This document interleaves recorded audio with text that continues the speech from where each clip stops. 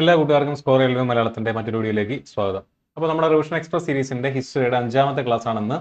ഇന്ന് രാവിലെ നിങ്ങൾക്ക് കിട്ടിയിട്ടുള്ള ക്വസ്റ്റ്യൻസ് എന്ന് പറയുന്നത് മോഡേൺ ഇന്ത്യയിൽ നിന്നുള്ള ചോദ്യങ്ങളാണ്. മോഡേൺ ഇന്ത്യയിൽ നമ്മുടെ ഇന്ത്യൻ നാഷണൽ ഫ്രീഡം സ്ട്രഗിളിലേക്ക് കടക്കുന്നതിനേക്കാളും മുന്നേ ഉള്ള കുറച്ച് ഭാഗത്തു നിന്നുള്ള ചോദ്യങ്ങളാണ്. 20ഓളം ചോദ്യങ്ങളാണ് രാവിലെ കിട്ടിയിട്ടുണ്ടായിരിക്കുക.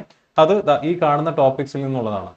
യൂറോപ്യന്മാരുടെ ആഗമനം, ബ്രിട്ടീഷുകാരുടെ അധിനിവേശം, ഇന്ത്യൻ റിനൈസൻസ്, ഇന്ത്യൻ നവോത്ഥാനം, കോൺഗ്രസിന് മുന്നേ ഉണ്ടായിട്ടുള്ള സംഘടനകളെ പറ്റി പഠിച്ചിട്ട് വരാൻ പറഞ്ഞിട്ടുണ്ടായിരുന്നു. അതുപോലെ തന്നെ 1857 റിവോൾട്ട് 1857 സിപ്പായി ലഹളയെ പറ്റിയും പഠിച്ചിട്ട് വരാനായിട്ട് പറഞ്ഞിട്ടുണ്ടായിരുന്നു.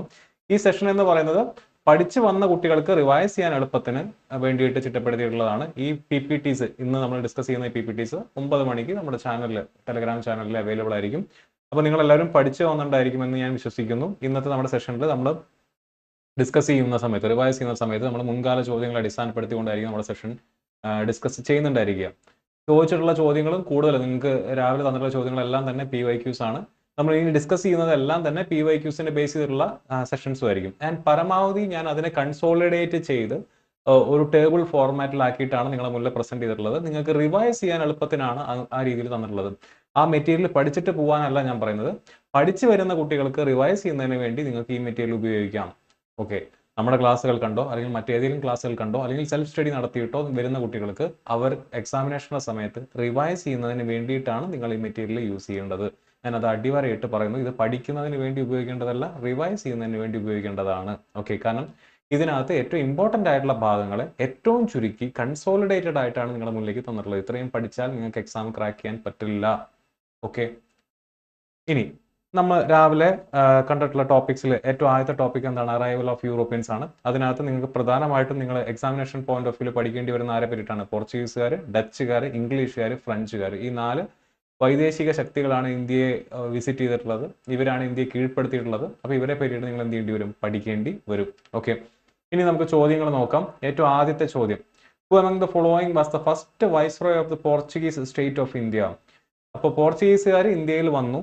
ഇന്ത്യയിൽ അവർ ഈ പറഞ്ഞ പോലെ സാമ്രാജ്യം അവർ എസ്റ്റാബ്ലിഷ് ചെയ്തു. അതിനകത്ത് ഇന്ത്യയിലുള്ള പോർച്ചുഗീസ് ടെറിട്ടറിയുടെ ഏറ്റവും ആദ്യത്തെ വൈസ്രോയ് ആയിട്ട് അപ്പോയിന്റ് ചെയ്യപ്പെട്ടത് ആര്? 4 ഓപ്ഷൻസ് ആണ് ഉണ്ടായിരുന്നത്. അൽഫോൺസോ ഡി അൽബുക്കർക്ക്, അൽബർഗേറിയ, അതുപോലെ തന്നെ മെനസസ് ആൻഡ് ഏറ്റവും അവസാനത്തെ ഫ്രാൻസിസ്കോ ഡി അൽമേഡ. അൽമേഡയാണ് അതിനകത്ത് ഉത്തരമായിട്ട് വന്നിട്ടുള്ളത്. ക്ലാസ്സിനകത്ത് നമ്മൾ ഇതിനെപ്പറ്റി ഡീറ്റെയിൽ ആയിട്ട് പറഞ്ഞിട്ടുള്ളതാണ്. ഓക്കെ, ഇനി ഇവന്റുകൾ നോക്കുക. പോർച്ചുഗീസുകാരായിട്ട് ബന്ധപ്പെട്ട് പ്രധാനപ്പെട്ട ഇവന്റുകളാണ് ഞാനിവിടെ കൊടുത്തിട്ടുള്ളത്. ഇത് വർഷമടക്കം ഇതിന് മുന്നേ പല എക്സാംസിനും, RRBക്കും കേരള PSCക്കും SSCക്കും ഒക്കെ ചോദിച്ചിട്ടുള്ള ചോദ്യങ്ങളാണ്. അപ്പോൾ ഈ വർഷം ആൻഡ് അതിന് പ്രധാനപ്പെട്ട ഇവന്റുകൾ, പോർച്ചുഗീസുകാർ വന്നതിന് ശേഷമുള്ള പ്രധാനപ്പെട്ട ഇവന്റുകളാണ് ഇവിടെ കൊടുത്തിട്ടുള്ളത്. ഇതൊക്കെ പഠിച്ചിട്ട് വരണം. ഓക്കെ, 1453 എന്ത് ചെയ്യുന്നത്? കോൺസ്റ്റാന്റിനോപ്പിൾ പിടിച്ചെടുക്കുന്നതാണ്. ആര്? ഓട്ടോമൻ എംപയർ കോൺസ്റ്റാന്റിനോപ്പിൾ പിടിച്ചെടുക്കുകയും യൂറോപ്യന്മാർക്ക് കോൺസ്റ്റാന്റിനോപ്പിളിന്റെ മുകളിലുള്ള അവരുടെ ഒരു ആധിപത്യം അവസാനിക്കുകയും ചെയ്യുന്നു. 1492 ഇന്ത്യയെ തേടിയുള്ള യാത്രയിൽ കൊളംബസ് എവിടെ എത്തിപ്പെടുന്നു? അമേരിക്കയിൽ എത്തിപ്പെടുന്നു. 1494 ട്രീറ്റി ഓഫ് ടോർദേസിയസ് സൈൻ ചെയ്യുന്നു. ആരൊക്കെ തമ്മിലാണ് ഈ ട്രീറ്റി ഒപ്പുവെക്കുന്നത്? വളരെ ഇമ്പോർട്ടന്റ് ആയിട്ടുള്ള ഒരു ചോദ്യമാണ്. ടോർദേസിയസ് സന്ധി നിങ്ങൾ PSC ക്ലാസ്സുകളിൽ കണ്ടു കാണിരിക്കും. SSCക്കൊക്കെ സ്ഥിരമായിട്ട് ചോദിക്കുന്ന ഒരു ചോദ്യമാണ്. 1494 ടോർദേസിയസ് സന്ധി. ടോർദേസിയസ്, ആ L അവിടെ പ്രൊനൗൺസ് ചെയ്യില്ല. Treaty of Tordesillas. ഇത് ഏതൊക്കെ രാഷ്ട്രങ്ങൾ തമ്മിലുള്ളതാണ്? സ്പെയിനും പോർച്ചുഗീസും തമ്മിലുള്ളതാണ്. ആ കാലഘട്ടത്തിൽ ഏറ്റവും പവർഫുൾ ആയിട്ടുള്ള നേവി ഉണ്ടായിരുന്ന സ്പെയിനും പോർച്ചുഗീസും തമ്മിൽ ലോകത്തെ 2ആയി ഡിവൈഡ് ചെയ്യുന്നു. മനസ്സിലാവുന്നുണ്ടോ?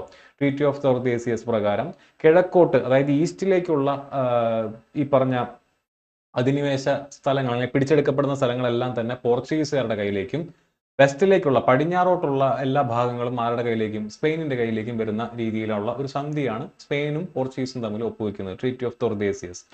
1498 വാസ്കോ ഡ ഗാമ എവിടെ എത്തുന്നു? കാലിക്കറ്റ് എത്തുന്നു. അതേ വർഷം തന്നെ ബർത്തലോമിയോ ഡയസ് എവിടെ എത്തുന്നുണ്ട്? കേപ്പ് ഓഫ് ഗുഡ് ഹോപ്പിൽ എത്തുന്നുണ്ട്. അവിടെ നിന്ന് കുറച്ചുകൂടെ ചുറ്റിക്കറങ്ങി എങ്ങോട്ട് വരികയാണ് ആര്? ഗാമ. എവിടെ? കാലിക്കറ്റിലേക്ക്.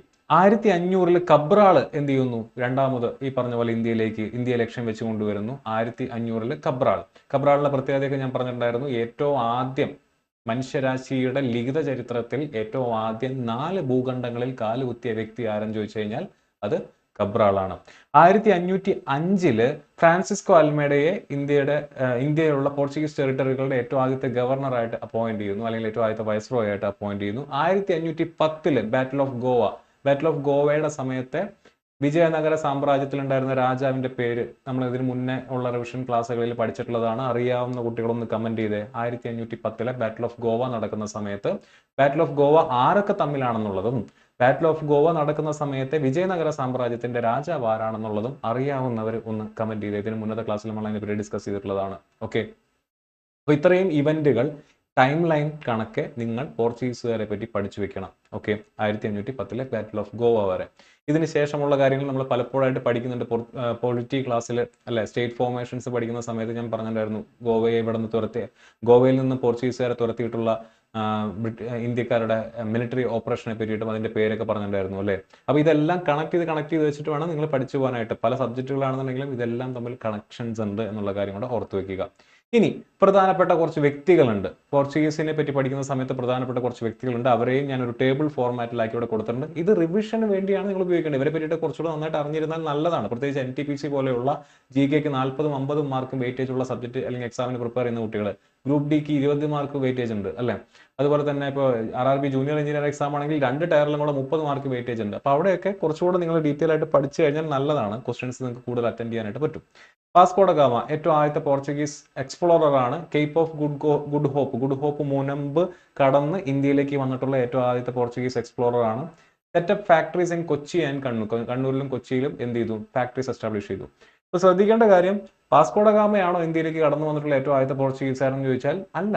അതിന് മുന്നേ ഇന്ത്യയിൽ എത്തിയിട്ടുള്ള പോർച്ചുഗീസുകാരുണ്ട്. കേപ്പ് ഓഫ് ഗുഡ് ഹോപ്പ് മുനമ്പ്, ആ ഗുഡ് ഹോപ്പ് മുനമ്പ്, ആഫ്രിക്കയുടെ താഴെയുള്ള മുനമ്പ് ചുറ്റി ഇന്ത്യയിലേക്ക് വന്നിട്ടുള്ള ഏറ്റവും ആദ്യത്തെ നാവികനാണ് ആര്? Vasco da Gama. ഇനി പെഡ്രോ അൽവാരസ് കബ്രാൾ, ഞാൻ നേരത്തെ പറഞ്ഞ പോലെ രണ്ടാമത്തെ വ്യക്തിയാണ്.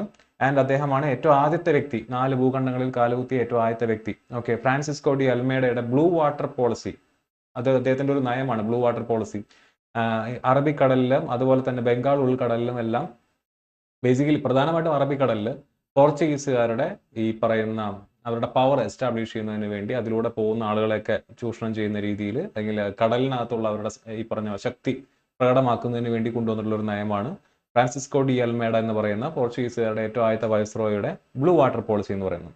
അൽഫോൺസോ ഡി ആൽബക്കർക്ക്, അദ്ദേഹം ഈ പറഞ്ഞ പോലെ കൃഷ്ണദേവരായയുടെ കണ്ടംപററിയാണ്. അദ്ദേഹമാണ് ഗോവ പിടിച്ചെടുക്കുന്നത്, ബാറ്റിൽ ഓഫ് ഗോവ 1510. അപ്പൊ അൽമേഡയും ആൽബക്കർക്കും തമ്മിലുള്ള പ്രശ്നങ്ങളൊക്കെ ഞാൻ ക്ലാസ്സിനകത്ത് ഡിസ്കസ് ചെയ്യുന്നതായിരുന്നു. അറിയാവുന്ന കുട്ടികൾക്ക് അത് വേണമെങ്കിൽ നിങ്ങൾക്ക് അറിയാവുന്നുണ്ടെങ്കിൽ നിങ്ങളൊന്ന് കമന്റ് ചെയ്താൽ കൊള്ളാമായിരിക്കും. ഇനി ആൽബക്കർക്ക് മുന്നോട്ട് കൊണ്ടുവന്നിട്ടുള്ള ഒരു സംവിധാനമാണ് കർട്ടാസ് സിസ്റ്റം. ഈ കർട്ടാസ് എന്ന് പറയുന്ന വാക്കിൽ നിന്നും ഒരു മലയാളം വാക്ക് ഉണ്ടായിട്ടുണ്ട്. ഇത് ഞാൻ ക്ലാസ്സിനകത്ത് ഡിസ്കസ് ചെയ്തതാണ്. അറിയാവുന്ന കുട്ടികൾ അതും കൂടെ ഒന്ന് കമന്റ് ചെയ്യുക. കർട്ടാസ് എന്ന് പറയുന്ന സിസ്റ്റം, കർട്ടാസ് എന്ന് പറയുന്ന വാക്കിൽ നിന്നും മലയാള ഭാഷയിലേക്ക് കടമെടുത്തിട്ടുള്ള ഒരു വാക്ക് എന്താണെന്നുള്ളത് ഒന്ന് കമന്റ് ചെയ്താൽ കൊള്ളാം. നിനോഡ കുൻഹയാണ് ക്യാപിറ്റൽ എങ്ങോട്ട് മാറ്റുന്നത്? ഗോവയിലേക്ക് ക്യാപിറ്റൽ മാറ്റുന്നത്. 1510 ക്യാപിറ്റൽ ഗോവ പിടിച്ചെടുക്കുകയും പിന്നീട് നിനോഡ കുൻഹ എന്ന് പറയുന്ന വൈസ്രോയുടെ കാലഘട്ടത്തിൽ ക്യാപിറ്റൽ ഗോവയിലേക്ക് ഷിഫ്റ്റ് ചെയ്യുകയും ചെയ്തു. ഓക്കെ, അപ്പൊ ഇത്രയും കാര്യങ്ങൾ ഇമ്പോർട്ടന്റ് ആയിട്ട് പോർച്ചുഗീസുകാരെ പറ്റിയിട്ട് നിങ്ങൾ എന്ത് ചെയ്യുക, ഒന്ന് മനസ്സിലാക്കി വെക്കുക. അടുത്ത ചോദ്യം എന്തായിരുന്നു? The dash commercial companies set up their base in India during the Mughal Empire at Masulipatanam in 1605. 1605 മസൂലിപട്ടണത്തിന്, Mughal സാമ്രാജ്യത്തിന് ഭരിക്കുന്ന സമയത്ത് മസൂലിപട്ടണത്ത് കമ്പനി എസ്റ്റാബ്ലിഷ് ചെയ്ത ഏത് രാജ്യമാണ് എന്നാണ് ചോദിച്ചിരിക്കുന്നത്. ഏത് രാജ്യമാണ്? ഡച്ച് ആണ് അതിന്റെ ഉത്തരം വരുന്നത്. ഓക്കെ, ഡച്ച് ആണ് അതിന്റെ ഉത്തരം വരുന്നത്. ഫ്രഞ്ച് നിങ്ങൾക്ക് എലിമിനേറ്റ് ചെയ്യാം, പോർച്ചുഗീസ് നിങ്ങൾക്ക് എലിമിനേറ്റ് ചെയ്യാം. പോർച്ചുഗീസുകാർ ഇതിനേക്കാൾ ഒരുപാട് മുന്നേ തന്നെ ഇവിടെ കമ്പനി എസ്റ്റാബ്ലിഷ് ചെയ്തിട്ടുണ്ട്. ആൻഡ് ബ്രിട്ടീഷും ഡച്ചും തമ്മിലാണ് ഒരു കോൺഫ്ലിക്റ്റ് വരാനുള്ള സാധ്യത. ഡച്ച് ആണ് ഇതിന്റെ ആൻസർ വരുന്നത്. ഇനി അവരെ പറ്റി പഠിക്കുന്ന സമയത്ത് പ്രധാനപ്പെട്ട ഇവന്റുകൾ നോക്കാം. 1595 ഡച്ചുകാർ ഏറ്റവും ആദ്യം ഏഷ്യയിലേക്ക് കേന്ദ്രീകരിച്ചുകൊണ്ട് ഒരു എക്സ്പ്ലോറേഷൻ വരുന്നത്. 1602 എന്ന് പറഞ്ഞാൽ English east India Company establish ചെയ്തതിനു ശേഷം മാത്രമാണ് ഡച്ച് ഈസ്റ്റ് ഇന്ത്യ കമ്പനി എന്ത് ചെയ്യുന്നത്? എസ്റ്റാബ്ലിഷ് ചെയ്യുന്നത്.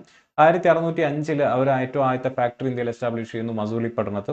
1610 പുലിക്കട്ടിൽ ഒരു ഫോർട്ട് പണിയുന്നുണ്ട്. അതിന്റെ പേരും കൂടെ ഒന്ന് നോട്ട് ചെയ്ത് വെക്കുക. ഗെൽഡ്രിയ എന്ന് പറയുന്ന ഫോർട്ട് പണിയുന്നത് 1610. 1741 കുളച്ചിൽ യുദ്ധം. PSC പഠിക്കുന്ന കുട്ടികൾക്ക് അറിയാം. കുളച്ചിൽ യുദ്ധത്തിന് നേതൃത്വം കൊടുത്തിട്ടുള്ള ഈ പറയുന്ന പോലെ തിരുവിതാംകൂർ രാജാവ് ആരായിരുന്നു എന്ന് അറിയാവുന്നവരൊന്ന് കമന്റ് ചെയ്യുക. കുളച്ചിൽ യുദ്ധത്തിന് നേതൃത്വം കൊടുത്തിട്ടുള്ള തിരുവിതാംകൂർ രാജാവ് ആരായിരുന്നു എന്നുള്ളത് കമന്റ് ചെയ്യുക. ആൻഡ് ഈ കുളച്ചിൽ യുദ്ധത്തിൽ പങ്കെടുത്തിട്ടുള്ള ഡച്ചുകാരുടെ ഭാഗത്ത് നിന്ന് പങ്കെടുത്തിട്ടുള്ള പ്രധാനപ്പെട്ട ഒരു ക്യാപ്റ്റൻ ഉണ്ട്. PSC പഠിക്കുന്ന കുട്ടികൾക്ക് അറിയാം. ആ ക്യാപ്റ്റന്റെ പേര് അറിയാവുന്നവരുണ്ടെങ്കിൽ ഒന്ന് കമന്റ് ചെയ്യുക. ക്യാപ്റ്റന്റെ പേര് അറിയാവുന്നവരുണ്ടെങ്കിൽ അതും ഒന്ന് കമന്റ് ചെയ്യുക. അത് പിന്നീട് നമ്മുടെ തിരുവിതാംകൂർ ചരിത്രത്തിൽ വളരെയധികം ഇമ്പോർട്ടന്റ് ആയിട്ടുള്ള ഒരു വ്യക്തിയായിരുന്നു ഈ ക്യാപ്റ്റൻ എന്ന് പറയുന്നത്. Okay. 1759 battle of Bedara, battle of Hooghly, battle of Bedara എന്നെല്ലാം അറിയപ്പെടുന്ന ബംഗാൾ ഏരിയ കേന്ദ്രീകരിച്ചുകൊണ്ടുള്ള യുദ്ധമാണ് 1759 യുദ്ധം. പ്ലാസി യുദ്ധത്തിന് ശേഷമാണ് ബാറ്റിൽ ഓഫ് ബേദാര നടക്കുന്നത്. ഓക്കെ. ഈ ബാറ്റിൽ ഓഫ് ബേദാരയിൽ വെച്ച് ഡച്ചുകാരെ ഇന്ത്യയിൽ നിന്നും എന്നേക്കുമായിട്ട് തുരത്തി എന്ന് പറയാൻ പറ്റില്ല, എന്നിരുന്നാലും ഡച്ചിന്റെ ആധിപത്യത്തെ ആരടിച്ചമർത്തുന്നു? ബ്രിട്ടീഷുകാർ അടിച്ചമർത്തുന്നു. ഏത് വർഷം? 1759 ബാറ്റിൽ ഓഫ് ബേദാര. ഓക്കെ. അപ്പൊ അത്രയും കാര്യങ്ങൾ ഡച്ചിനെ പറ്റിയിട്ട് നിങ്ങൾ കൃത്യമായിട്ട് ഓർത്തിരിക്കുക. വ്യക്തികളെ പറ്റിയിട്ട് ഞാൻ ക്ലാസ്സിനകത്ത് 1-2 പേരുടെ പേര് പറഞ്ഞിട്ടുണ്ട്, പക്ഷേ എക്സാമിനേഷൻ പോയിന്റ് ഓഫ് വ്യൂ അത് ഇതുവരെ ചോദിച്ച് കാണാത്തത് കൊണ്ട് തന്നെയാണ് ഞാൻ ഇവിടെ റിവിഷന്റെ സമയത്ത് അത് യൂസ് ചെയ്യാത്തത്. ഈ ടൈം ലൈൻ കൃത്യമായിട്ട് പഠിച്ചു പോകാനായിട്ട് നോക്കുക. ഓക്കെ. ഇത് ഏറ്റവും ഇമ്പോർട്ടൻ്റ് ആയിട്ടുള്ള ഒരു ഏരിയ ആണ് നമ്മുടെ ഇംഗ്ലീഷുകാരുടെ ചോദ്യം. 2 ചോദ്യമാണ് ഞാൻ പ്രധാനമായിട്ട് അതിനകത്ത് നിന്ന് നിങ്ങൾക്ക് വേണ്ടി സോൾവ് ചെയ്യാനായിട്ട് ഇട്ടിരിക്കുന്നത്. 1617 British East India company was given permission by dash to trade in India. ആരാണ്? നമ്മൾ ഓൾറെഡി മുഗൾസിന്റെ സമയത്ത് പഠിച്ചാണ്, ജഹാംഗീർ ആണ്.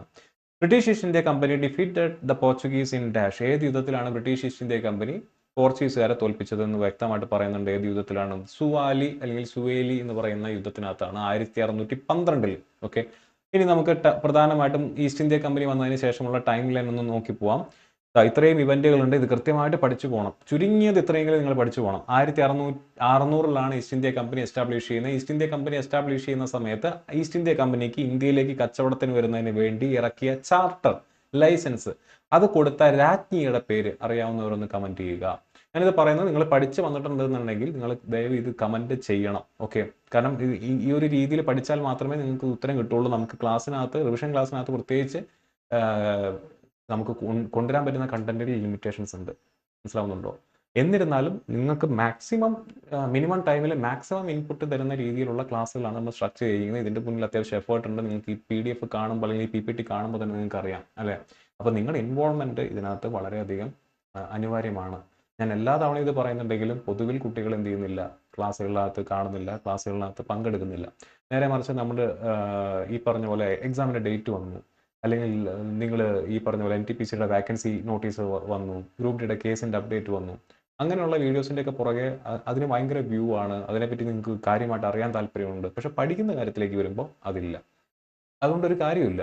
നിങ്ങൾ ക്യൂരിയസ് ആണ്, നിങ്ങൾ എഴുതാൻ പോണ പരീക്ഷ എങ്ങനെ നടക്കുന്നു, ആ പരീക്ഷ എപ്പോൾ നടക്കും, ആ പരീക്ഷയുടെ പ്രത്യേകതകൾ എന്തൊക്കെയാണ്, ഇങ്ങനെയുള്ള കാര്യങ്ങളൊക്കെ അറിയുന്നതിനകത്തുള്ള ക്യൂരിയോസിറ്റി അത് മനസ്സിലാക്കാൻ പറ്റുന്നതാണ്. പക്ഷെ അതിൻ്റെ അപ്പുറത്തേക്ക് ആ പരീക്ഷ കിടക്കണമെന്നുണ്ടെങ്കിൽ നിങ്ങൾ വ്യക്തമായിട്ട് പഠിച്ചേ പറ്റൂ. പല കുട്ടികളും ഇപ്പോഴും എക്സാംസ് അല്ലെങ്കിൽ ഈ പറയുന്ന ക്ലാസ്സുകൾ ഫോളോ ചെയ്യുന്നില്ല. അത് വളരെ മോശമാണ്. കാരണം ഇത്രയും നല്ലൊരു അവസരം, ഇതുപോലെ പഠിക്കാനുള്ള മെറ്റീരിയൽ റിവൈസ് ചെയ്യുന്നതിന് വേണ്ടിയിട്ടുള്ള സാഹചര്യങ്ങൾ, വ്യക്തമായിട്ടുള്ള ഷെഡ്യൂൾസ്, ക്വിസുകൾ, ഇതെല്ലാം നമ്മൾ അറേഞ്ച് ചെയ്തിട്ട് നിങ്ങളത് യൂസ് ചെയ്യുന്നില്ല എന്ന് പറയുമ്പോൾ അത് നിങ്ങൾക്ക് തന്നെയാണ് നഷ്ടം. അതും തീർത്തും സൗജന്യമായിട്ടാണ് നമ്മൾ ഈ ക്ലാസ്സുകൾ തരുന്നത്, അല്ലേ? അപ്പോൾ അതിൻ്റെ പിന്നിൽ ഓരോ ഫാക്കൽറ്റീസും വിടുന്ന എഫേർട്ട് നിങ്ങൾ കാണുന്നതാണ്. നമ്മുടെ മെറ്റീരിയലിൽ നിന്ന് തന്നെ നിങ്ങൾക്ക് അത് ലഭ്യമാണ്. കുറേ കുട്ടികളെങ്കിലും അത് ഫോളോ ചെയ്യുന്നുണ്ട്. ഞാൻ അവരെ തീർച്ചയായിട്ടും അപ്രീഷിയേറ്റ് ചെയ്യുന്നു. സ്ഥിരമായിട്ട് കാണുന്ന കുറച്ച് കുട്ടികളുണ്ട്. ഞാൻ ഇതിനകത്ത് പേര് പറയുന്നില്ല, പക്ഷെ എനിക്കറിയാം നമ്മളെ വീഡിയോസിൽ സ്ഥിരമായിട്ട് കമൻറ്റ് ചെയ്യുന്ന കുട്ടികളുണ്ട്, സ്ഥിരമായിട്ട് നമ്മുടെ ചാറ്റ് റൂമിൽ വന്ന് ഡൗട്ട്സ് ചോദിക്കുന്ന കുട്ടികളുണ്ട്. അവരൊക്കെ എന്തായാലും ഇത്തവണ എക്സാമിൽ കയറി പോകും. കാരണം അവർ മറ്റ് വീഡിയോസിൻ്റെ പുറകെയല്ല പോകുന്നത്, കണ്ടന്റ് വീഡിയോസിൻ്റെ പുറകെയാണ് പോകുന്നത്. അവർക്ക് അപ്ഡേറ്റ് തരുന്ന വീഡിയോസിൻ്റെ പുറകെയൊന്നും താല്പര്യം ഉണ്ടാവില്ല. Doesn't matter. എനിക്കും ആണെങ്കിലും നമ്മൾ അത്തരത്തിലുള്ള വീഡിയോസ് നിങ്ങൾ ഇൻഫർമേഷൻ ഷെയർ ചെയ്യുന്നതിന് വേണ്ടിയിട്ടാണ് നമ്മൾ എടുക്കുന്നത്. കണ്ടന്റ് നമ്മൾ ഏറ്റവും ഒരു അധ്യാപകൻ എന്നുള്ള നിലയ്ക്ക് എനിക്കാണെങ്കിലും ഏറ്റവും കൂടുതൽ സന്തോഷം വരുന്നത് നമ്മൾ എടുക്കുന്ന ക്ലാസ്സിന് കുട്ടികളുടെ പാർട്ടിസിപ്പേഷൻ കൂടുമ്പോഴാണ്. ഓക്കെ. അപ്പോൾ ദയവ് ചെയ്ത് കുട്ടികൾ ഈ വീഡിയോ കാണുന്നവരുണ്ടെങ്കിൽ നിങ്ങളുടെ ഫ്രണ്ട്സിൻ്റെ അടുത്തും കൂടെ അവരെ കൂടെ മോട്ടിവേറ്റ് ചെയ്ത് ഈ അവസരങ്ങൾ മാക്സിമം യൂസ് ചെയ്ത് ഈ വർഷം തന്നെ റെയിൽവേയിൽ ഒരു ജോലി നേടാനായിട്ട് നോക്കുക. ഇത് ബ്രിട്ടീഷുകാരുടെ ടൈം ലൈൻ ആണ്. ഇതിനകത്തുനിന്ന് ചോദ്യങ്ങൾ വരും. ഒരുപാട് തവണ ചോദ്യങ്ങൾ ചോദിച്ചിട്ടുണ്ട്. അതുകൊണ്ടാണ് ഇത് വലിയൊരു ടേബിളായിട്ട് തന്നെ അവിടെ കൊടുത്തിട്ടുള്ളത്. 1600 ഈസ്റ്റ് ഇന്ത്യ കമ്പനി ഫോം ചെയ്യുന്നത്. 1609 വില്യം ഹോക്കിങ്സ് ജഹാംഗീറിന്റെ കൊട്ടാരത്തിലേക്ക് വന്നു. കഥയൊക്കെ ഞാൻ പറഞ്ഞിട്ടുണ്ട്, ഞാനിവിടെ ഫർദർ അത് എക്സ്പ്ലെയിൻ ചെയ്യുന്നില്ല. 1611 ടെമ്പററി ആയിട്ടൊരു ഫാക്ടറി. ഇത് പലപ്പോഴും കുട്ടികൾ സംശയമായിട്ട് ചോദിക്കാറുണ്ട്, സാറേ മസൂലിപട്ടണത്താണോ കമ്പനി? ഏറ്റവും ആദ്യം സൂററ്റിലാണെന്നാണല്ലോ കേട്ടിരിക്കുന്നത്. ഏറ്റവും ആദ്യത്തെ കമ്പനിയുടെ ഫാക്ടറി മസൂലിപട്ടണത്താണ്. പക്ഷെ അതൊരു ടെമ്പററി, താൽക്കാലിക അടിസ്ഥാനത്തിൽ ഫോം ചെയ്തതാണ്. ഡച്ച് ഈസ്റ്റ് ഇന്ത്യ കമ്പനി വന്നപ്പോഴും അവർ ഫാക്ടറി ഫോം ചെയ്ത് അവിടെ തന്നെയാണ്. 1605 മസൂലിപട്ടണത്ത് തന്നെയാണ്. പെർമനന്റ് ആയിട്ടുള്ള ഫാക്ടറി വരുന്നത് സൂററ്റിലാണെന്നുള്ള കാര്യം ഓർത്തിരിക്കുക. 1612 സുവേലി യുദ്ധം. സുവേലി യുദ്ധത്തിനകത്ത് പോർച്ചുഗീസുകാരെ തറപറ്റിക്കുന്നു. നേരത്തെ നമ്മൾ കണ്ടു 1759 ബേദാര യുദ്ധത്തിനകത്ത് ആരെ തറപറ്റിച്ചു? നമ്മുടെ ഈ പറഞ്ഞ ഡച്ചുകാരെ തോൽപ്പിച്ചു. 612 സുവേലി യുദ്ധം. 613 സൂററ്റിൽ ഫാക്ടറി എസ്റ്റാബ്ലിഷ് ചെയ്യുന്നു. 1618 തോമസ് റോ വിസിറ്റ് ചെയ്യുന്നു ജഹാംഗീറിന്റെ കോർട്ടിലെ. തോമസ് റോനെ വെൽക്കമിംഗ് ആയിട്ടാണ് നമുക്ക് കാണാനായിട്ട് സാധിക്കുന്നത്. 1639 സെന്റ് ജോർജ് ഫോർട്ട് പണി കഴിപ്പിക്കുന്നു. സെന്റ് ജോർജ് ഫോർട്ട് വളരെ വളരെ ഇമ്പോർട്ടൻ്റ് ആണ്. കർണാട്ടിക് യുദ്ധങ്ങളിലും മറ്റും ഇതിന് പിന്നീട് നമുക്കറിയാം കർണാട്ടിക് യുദ്ധത്തിലൊക്കെ ഒരുപാട് എന്താണ് പ്രാധാന്യമുള്ളൊരു ഫോർട്ടാണ് സെന്റ് ജോർജ് ഫോർട്ട് എന്ന് പറയുന്നത്. 1661 ഇംഗ്ലീഷ് രാജാവിന് ഡൗറി സ്ത്രീധനമായിട്ട് പോർച്ചുഗീസുകാരുടെ കയ്യിൽ നിന്നും കിട്ടുകയാണ്? ബോംബെ കിട്ടുകയാണ്. അപ്പോൾ ബംഗാളിൽ നമുക്ക് ഓൾറെഡി അറിയാം, ഈ പറഞ്ഞ പോലെ ബംഗാളും പിന്നെ ബോംബെയും ഇവരുടെ കയ്യിലേക്ക് വരുന്നു. 1715 ഗോൾഡൻ ഫാർമൻ ഫോർ ജോൺ സർമൻ എന്ന് പറയുന്ന വ്യക്തി, ആ പേര് അധികം ബുക്കുകളിൽ അല്ലെങ്കിൽ അധികം മെറ്റീരിയലിൽ അധികം ക്ലാസ്സുകളിൽ നിങ്ങൾ കാണില്ല, പേര് നിങ്ങൾ നോട്ട് ചെയ്ത് വെക്കുക. ജോൺ സർമൻ എന്ന് പറയുന്ന വ്യക്തിക്ക് ഗോൾഡൻ ഫാർമൻ കിട്ടുന്നു 1715. ഏത് മുഗൾ ചക്രവർത്തിയാണ് ഗോൾഡൻ ഫാർമൻ കൊടുത്തതെന്നുള്ളത് എനിക്കൊന്ന് നിങ്ങൾ കമന്റ് ചെയ്താൽ കൊള്ളാം. 1759 നമ്മൾ നേരത്തെ പഠിച്ച ബാറ്റിൽ ഓഫ് ബേദാര. 1760 ബാറ്റിൽ ഓഫ് വാൻഡിവാഷ് എന്ന് പറയുന്നത് ആക്ച്വലി ഒരു ബ്രിട്ടീഷ് ടേം ആണ്. ആ സ്ഥലത്തിന്റെ പേര് വന്തവസി എന്നാണ്. വന്തവസിയിൽ വെച്ച് നടന്ന യുദ്ധത്തിൽ ബ്രിട്ടീഷുകാർ ആരെ തോൽപ്പിക്കുന്നു? ഫ്രഞ്ചുകാരെ തോൽപ്പിക്കുന്നു. അപ്പോൾ ഇത്രയും ഇവന്റുകൾ വ്യക്തമായി ടൈം ലൈനുകൾ നിങ്ങൾ എന്ത് ചെയ്യുക, പഠിച്ചു വെക്കുക. ഇതിന്റെ ബാക്ക്ഗ്രൗണ്ട് സ്റ്റോറി നമ്മൾ ക്ലാസ്സിനകത്ത് ഡിസ്കസ് ചെയ്തിട്ടുണ്ട്. നിങ്ങൾ എന്ത് ചെയ്യുക, ഈ ടൈം ലൈൻസ് കൃത്യമായിട്ട് പഠിച്ച് വെക്കുക. ഇനി ആളുകളുടെ പേര് ക്യൂൻ എലിസബത്ത്. അപ്പോൾ നേരത്തെ ചോദിച്ച ചോദ്യത്തിനുള്ള ഉത്തരം ഓൾറെഡി ഞാൻ ഇവിടെ കൊടുത്തിട്ടുണ്ട്. തുഡോർ ഫാമിലിയാണ്. ക്യൂൻ എലിസബത്ത് എന്ന് പറയുന്നത് തുഡോർ ഫാമിലിയിൽപ്പെട്ട ഒരു രാജ്ഞിയാണ്. ഈസ്റ്റ് ഇന്ത്യ കമ്പനിയുടെ സമയത്താണ് എലിസബത്ത് രാജ്ഞിയായിട്ടുള്ളത്. ഇനി റാൽഫ് ഫിച്ച് ആരാണ്? ഏറ്റവും ആദ്യത്തെ വ്യക്തി, മുഗൾ കോർട്ടിലെത്തിയിട്ടുള്ള ഏറ്റവും ആദ്യത്തെ വ്യക്തിയാണ്. അദ്ദേഹമാണ് ഈസ്റ്റ് ഇന്ത്യ കമ്പനിയുടെ ഫോർമേഷന് വേണ്ടി എൻകറേജ് ചെയ്യപ്പെടുന്നത്. അപ്പോൾ റാൽഫ് ഫിച്ച് എത്തുന്നത് അക്ബർ ചക്രവർത്തിയുടെ സമയത്താണ്. ക്യാപ്റ്റൻ വില്യം ഹോക്കിൻസ് ആണ് ഏറ്റവും ആദ്യത്തെ മുഗൾ കോർട്ടിലേക്ക് എത്തപ്പെടുന്ന കമ്പനിയുടെ തൊഴിലാളി എന്ന നിലയിൽ ഏറ്റവും ആദ്യമായിട്ട് മുഗൾ കോർട്ടിലേക്ക് എത്തപ്പെടുന്നത്. അദ്ദേഹം സഞ്ചരിച്ച ഷിപ്പിന്റെ പേര് ഇതിന് മുന്നേ കേരള PSC ചോദിച്ചിട്ടുണ്ട്, SSC ചോദിച്ചിട്ടുണ്ട്, RRB ചോദിച്ചുകൂടായില്ല. ഹെക്ടർ എന്ന പേരിലുള്ള ഷിപ്പിലാണ് ക്യാപ്റ്റൻ വില്യം ഹോക്കിൻസ് എങ്ങോട്ട് വരുന്നത്? മുഗൾ കോർട്ടിലേക്ക് വരുന്നത്. ക്യാപ്റ്റൻ ബെസ്റ്റ്, സുവേലി യുദ്ധം നമുക്കറിയാം. 1612 പോർച്ചുഗീസുകാരെ തോൽപ്പിച്ചിട്ടുള്ള സുവേലി യുദ്ധത്തിൽ അതിന് നേതൃത്വം കൊടുത്തിട്ടുള്ള വ്യക്തിയാണ് ക്യാപ്റ്റൻ ബെസ്റ്റ്. ആക്ച്വലി പോർച്ചുഗീസുകാരെ 1612 നമ്മുടെ ബ്രിട്ടൻ തോൽപ്പിച്ചത് കൊണ്ടാണ് ജഹാംഗീർ ഇവരെ രണ്ടാമത് വെൽക്കം ചെയ്യുന്നത്. ക്യാപ്റ്റൻ വില്യം ഹോക്കിൻസ് ചെല്ലുന്ന സമയത്ത് ജഹാംഗീർ അവരെ കാര്യമായിട്ടുള്ളൊരു സ്വീകരണം ഒന്നും കൊടുക്കുന്നില്ല. കാരണം ഓൾറെഡി പോർച്ചുഗീസുകാരായിട്ട് നല്ല ടേംസിലാണ് മുഗൾസ് പോയിക്കൊണ്ടിരിക്കുന്നത്. അപ്പോൾ എന്തിനാണ് ഇനി മറ്റൊരു വൈദേശിക ശക്തിയെ കൂടെ വിളിച്ചിരുത്തി മറ്റേ പോർച്ചുഗീസുകാരായിട്ടുള്ള ബന്ധത്തിലൊരു കോട്ടം തെറ്റിക്കേണ്ടത് അല്ലെങ്കിൽ കോട്ടം വരുത്തേണ്ട ആവശ്യമുണ്ടോ എന്നാണ് ജഹാംഗീർ ആലോചിച്ചിരുന്നത്. പക്ഷേ ബാറ്റിൽ ഓഫ് സുവേലി യുദ്ധത്തിൽ പോർച്ചുഗീസുകാരെ ബ്രിട്ടീഷുകാരെ ഈ പറഞ്ഞ പോലെ അങ്ങ് തുരത്തുന്നത് കാണുമ്പോൾ ഓക്കെ ഇവന്മാർ കൊള്ളാം എന്ന് കണ്ടിട്ടാണ് ജഹാംഗീർ എന്ത് ചെയ്യുന്നത്? രണ്ടാമത് മാടി വിളിക്കുന്നത്. ജോൺ സർമൻ ഈ ഒരു എംബസി അയക്കുകയാണ് ആരുടെ കോർട്ടിലേക്ക്? ഫറൂഖ് സിയറിന്റെ കോർട്ടിലേക്ക്. അപ്പം ഗോൾഡൻ ഫാർമൻ കൊടുത്ത വ്യക്തി ആരാണ്? ഫറൂഖ് സിയർ ആണ്. ഈസ്റ്റ് ഇന്ത്യ കമ്പനിയുടെ സമയത്തുണ്ടായിരുന്ന രാജ്ഞിയാണ് ക്യൂൻ എലിസബത്ത് ആണ്. ഓക്കെ, വ്യക്തമായി കാണുമെന്ന് ഞാൻ വിശ്വസിക്കുന്നു. അപ്പോൾ ഇത്രയാണ് ഈസ്റ്റ് ഇന്ത്യ കമ്പനിയായിട്ട് നിങ്ങൾ പഠിച്ചിരിക്കേണ്ട കാര്യം എന്ന് പറഞ്ഞു കഴിഞ്ഞാൽ. ഇനി നിങ്ങൾ നോക്കേണ്ടത് ഞാൻ ഫ്രഞ്ചുകാരെ പറ്റിയിട്ടുള്ള 2 ചോദ്യങ്ങളാണ്. The French commercial company set up their base in India at dash in 1673. Pondicherry നിങ്ങൾക്ക് അറിയാവുന്നതാണ്. ഫ്രഞ്ച് കോളനികളിൽ അല്ലെങ്കിൽ ഫ്രഞ്ച് ടെറിട്ടറീസിൽ ഏറ്റവും ഇമ്പോർട്ടൻ്റ് ആയിട്ടുള്ള ഒരു ടെറിട്ടറിയാണ് പുതുച്ചേരി അല്ലെങ്കിൽ പോണ്ടിച്ചേരി എന്ന് പറയുന്നത്. അത് ഫ്രഞ്ചിന്റെ കയ്യിൽ വന്ന വർഷമാണ് 1673. ഇത് തിരിച്ചും മറിച്ചും ഒക്കെ ചോദിച്ചിട്ടുണ്ട്. പോണ്ടിച്ചേരി ഫ്രഞ്ചുകാർ ക്യാപ്ചർ ചെയ്ത് അല്ലെങ്കിൽ അവരുടെ കയ്യിൽ വന്നത് എന്നാന്ന് ചോദിക്കും. 1673. 1673 ഫ്രഞ്ച് കൊമേഴ്ഷ്യൽ കമ്പനിക്ക് കിട്ടിയിട്ടുള്ള സ്ഥലം ഏതാണെന്ന് ചോദിച്ചാൽ അത് പോണ്ടിച്ചേരിയാണ്. ഫ്രഞ്ച് ട്രാവലർ ആയിട്ടുള്ള ഫ്രാങ്കോയിസ് ബെർണിയർ ഇന്ത്യയിൽ എത്തിപ്പെട്ടത് ഏത് വർഷമാണ്? 1658. ഫ്രഞ്ച് ട്രാവലർ ആയിട്ടുള്ള ഫ്രാങ്കോയിസ് ബെർണിയർ ഇന്ത്യയിൽ എത്തിപ്പെട്ട വർഷം 1658. ഓക്കെ, അത് ഒന്ന് ഓർത്തിരിക്കുക. ഇനി ഇതാണ് ഇവരുമായിട്ട് ബന്ധപ്പെട്ടുള്ള പ്രധാനപ്പെട്ട ഇവന്റ് എന്ന് പറയുന്നത്. ഫ്രാൻസുമായിട്ട് ബന്ധപ്പെട്ട 1658 ആര് വരുന്നത്? ഫ്രാങ്കോയിസ് ബെർണർ ഇന്ത്യയിലേക്ക് വരുന്നത്. ഫ്രാങ്കോയിസ് ബെർണർ ഇന്ത്യയിലേക്ക് വരുന്നത് ഫ്രഞ്ച് ഈസ്റ്റ് ഇന്ത്യ കമ്പനിയായിട്ട് യാതൊരു ബന്ധവുമില്ല. കമ്പനി അതിന് ശേഷമാണ് എസ്റ്റാബ്ലിഷ് ചെയ്യുന്നത്. 1664 എന്ന് പറയുമ്പോൾ ഇവിടെ ഏത് രാജാവാണ്, ഏത് മുഗൾ ചക്രവർത്തിയാണുള്ളത്? അറിയാവുന്നവരൊന്ന് കമന്റ് ചെയ്ത്. ഏത് മുഗൾ ചക്രവർത്തിയുടെ സമയത്താണ് French East India Company establish ചെയ്തതെന്നൊരു ചോദ്യം വന്നു കഴിഞ്ഞാൽ നിങ്ങൾക്ക് അറിയാൻ പറ്റണം. 1664 French East India Company establish ചെയ്യുന്നത്. 1668 അവരെ ഏറ്റവും ആദ്യത്തെ ഫാക്ടറി സൂരറ്റിൽ എസ്റ്റാബ്ലിഷ് ചെയ്യുന്നത്. 1673 പോണ്ടിച്ചേരിയിൽ അവർ സെറ്റിൽ ചെയ്യുന്നു. 725 മാഹിയിൽ സെറ്റിൽ ചെയ്യുന്നു. 739 കരൈക്കലിൽ സെറ്റ് ചെയ്യുന്നു. 742 ഡുപ്ലെ ഫ്രഞ്ച് ഗവർണറായിട്ട് അത് ചാർജ് എടുക്കുന്നു. 1742 ഡുപ്ലെ ഫ്രഞ്ച് ഗവർണറായിട്ട് ചാർജ് എടുക്കുക എന്ന് പറയുന്നത് വളരെ ഇമ്പോർട്ടൻ്റ് ആയിട്ടുള്ള ഒരു ഇവന്റ് ആണ്. ഡുപ്ലെ എന്ന് പറയുന്ന വ്യക്തി ഇന്ത്യയിലേക്ക് ഫ്രഞ്ച് ഈസ്റ്റ് ഇന്ത്യ കമ്പനിയുടെ ഭാഗമായിട്ട് കടന്നു വരുന്നത് 42 അദ്ദേഹം അതിന് ഒരുപാട് വർഷം മുന്നേ ഇവിടെ ഉണ്ട്.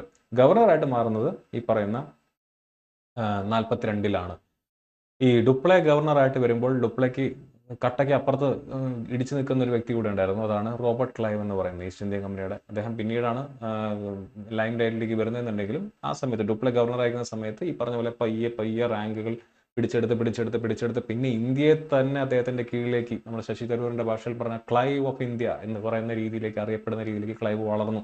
അതൊക്കെ ഈ ഒരു കാലഘട്ടത്തിന്റെ സംഭവമാണ്. ഡുപ്ലെ എന്ന് പറയുന്ന നല്ല ഈ പറഞ്ഞ പോലെ കുശാഗരക്കാരനായിട്ടുള്ള ഫ്രഞ്ച് ഗവർണറെ ഇന്ത്യയിൽ നിന്ന് തുരത്തുന്നതിന്റെ പിന്നിൽ റോബർട്ട് ക്ലൈവിനുള്ള പങ്കൊക്കെ നമ്മൾ ക്ലാസ്സിനകത്ത് ഡിസ്കസ് ചെയ്ത കാര്യമാണ്. ഓക്കെ, ഇത്രയും കാര്യങ്ങൾ നിങ്ങൾ ഇവരെ പറ്റി ഓർത്തിരിക്കുക. ആൻഡ് പ്രധാനപ്പെട്ട വ്യക്തികൾ എന്ന് പറഞ്ഞു കഴിഞ്ഞാൽ ഫ്രാങ്കോയിസ് ബെർണിയർ ആണ്. മുഗൾ കോർട്ടിൽ ഫിസീഷ്യനായിട്ട് എത്തി. ഫാക്ടറി സൂററ്റിൽ എസ്റ്റാബ്ലിഷ് ചെയ്യുന്നതിന് വേണ്ടി ഫാർമൽ ലഭിച്ചു. ഫ്രാങ്കോയിസ് മാർട്ടിൻ, അദ്ദേഹമാണ് പോണ്ടിച്ചേരിയുടെ ഗവർണറായിട്ടുള്ള വ്യക്തി.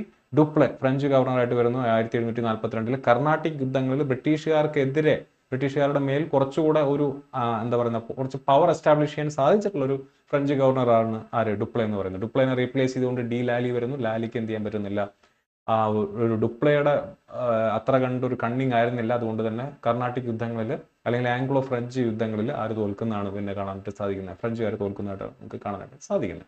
ഓക്കെ, അപ്പോൾ ഇത്രയാണ് ഈ യൂറോപ്യന്മാരുടെ ആഗമനം എന്ന് പറയുന്ന ഒരു ഏരിയയിൽ നമ്മൾ പഠിക്കുന്നത്, അല്ലെ. അറൈവൽ ഓഫ് യൂറോപ്യൻസ് എന്ന് പറയുന്നതിനകത്ത് പ്രധാനപ്പെട്ട 4 വൈദേശിക ശക്തികളും അതിന്റെ ഈവന്റുകളും അതിന്റെ വ്യക്തികളുടെ പേരും ഒക്കെ നമ്മൾ അത്യാവശ്യം ഡീറ്റെയിൽ ആയിട്ട് എന്നാൽ കൺസോളിഡേറ്റ് ചെയ്ത് പ്രധാനപ്പെട്ട ഭാഗങ്ങളെ മാത്രം ഉൾപ്പെടുത്തിക്കൊണ്ട് നമ്മൾ റിവൈസ് ചെയ്തെടുത്തു. ഇനി രണ്ടാമത്തെ ടോപ്പിക് എന്തായിരുന്നു? ഈ 4 വൈദേശിക ശക്തികൾ വന്നതിൽ നിന്നും നമ്മൾ ആരേറ്റവും പവർഫുൾ ആയിട്ട് വരുന്നതാണ് നമുക്ക് കാണാനായിട്ട് സാധിക്കുന്നത്, ബ്രിട്ടൻ. British conquest.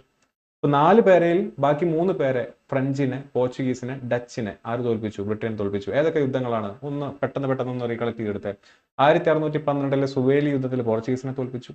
1759 ബേദാര യുദ്ധത്തിൽ ആര് തോൽപ്പിച്ചു? ഡച്ചിനെ തോൽപ്പിച്ചു.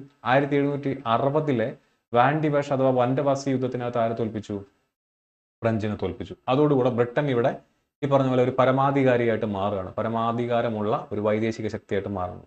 അടുത്ത ബ്രിട്ടൻ ലക്ഷ്യം എന്ന് പറയുന്നത് അന്ന് ഇവിടെ ഉണ്ടായിരുന്ന മറ്റ് പ്രധാനപ്പെട്ട നാട്ടുരാജ്യങ്ങൾ, പവർഫുൾ ആയിട്ടുള്ള നാട്ടുരാജ്യങ്ങളെ ഓരോന്നോരോന്നായിട്ട് വെട്ടി തോൽപ്പിച്ച് അതിനെല്ലാം ബ്രിട്ടീഷ് ഈസ്റ്റ് ഇന്ത്യ കമ്പനിയുടെ ഭാഗമാക്കി മാറ്റുക.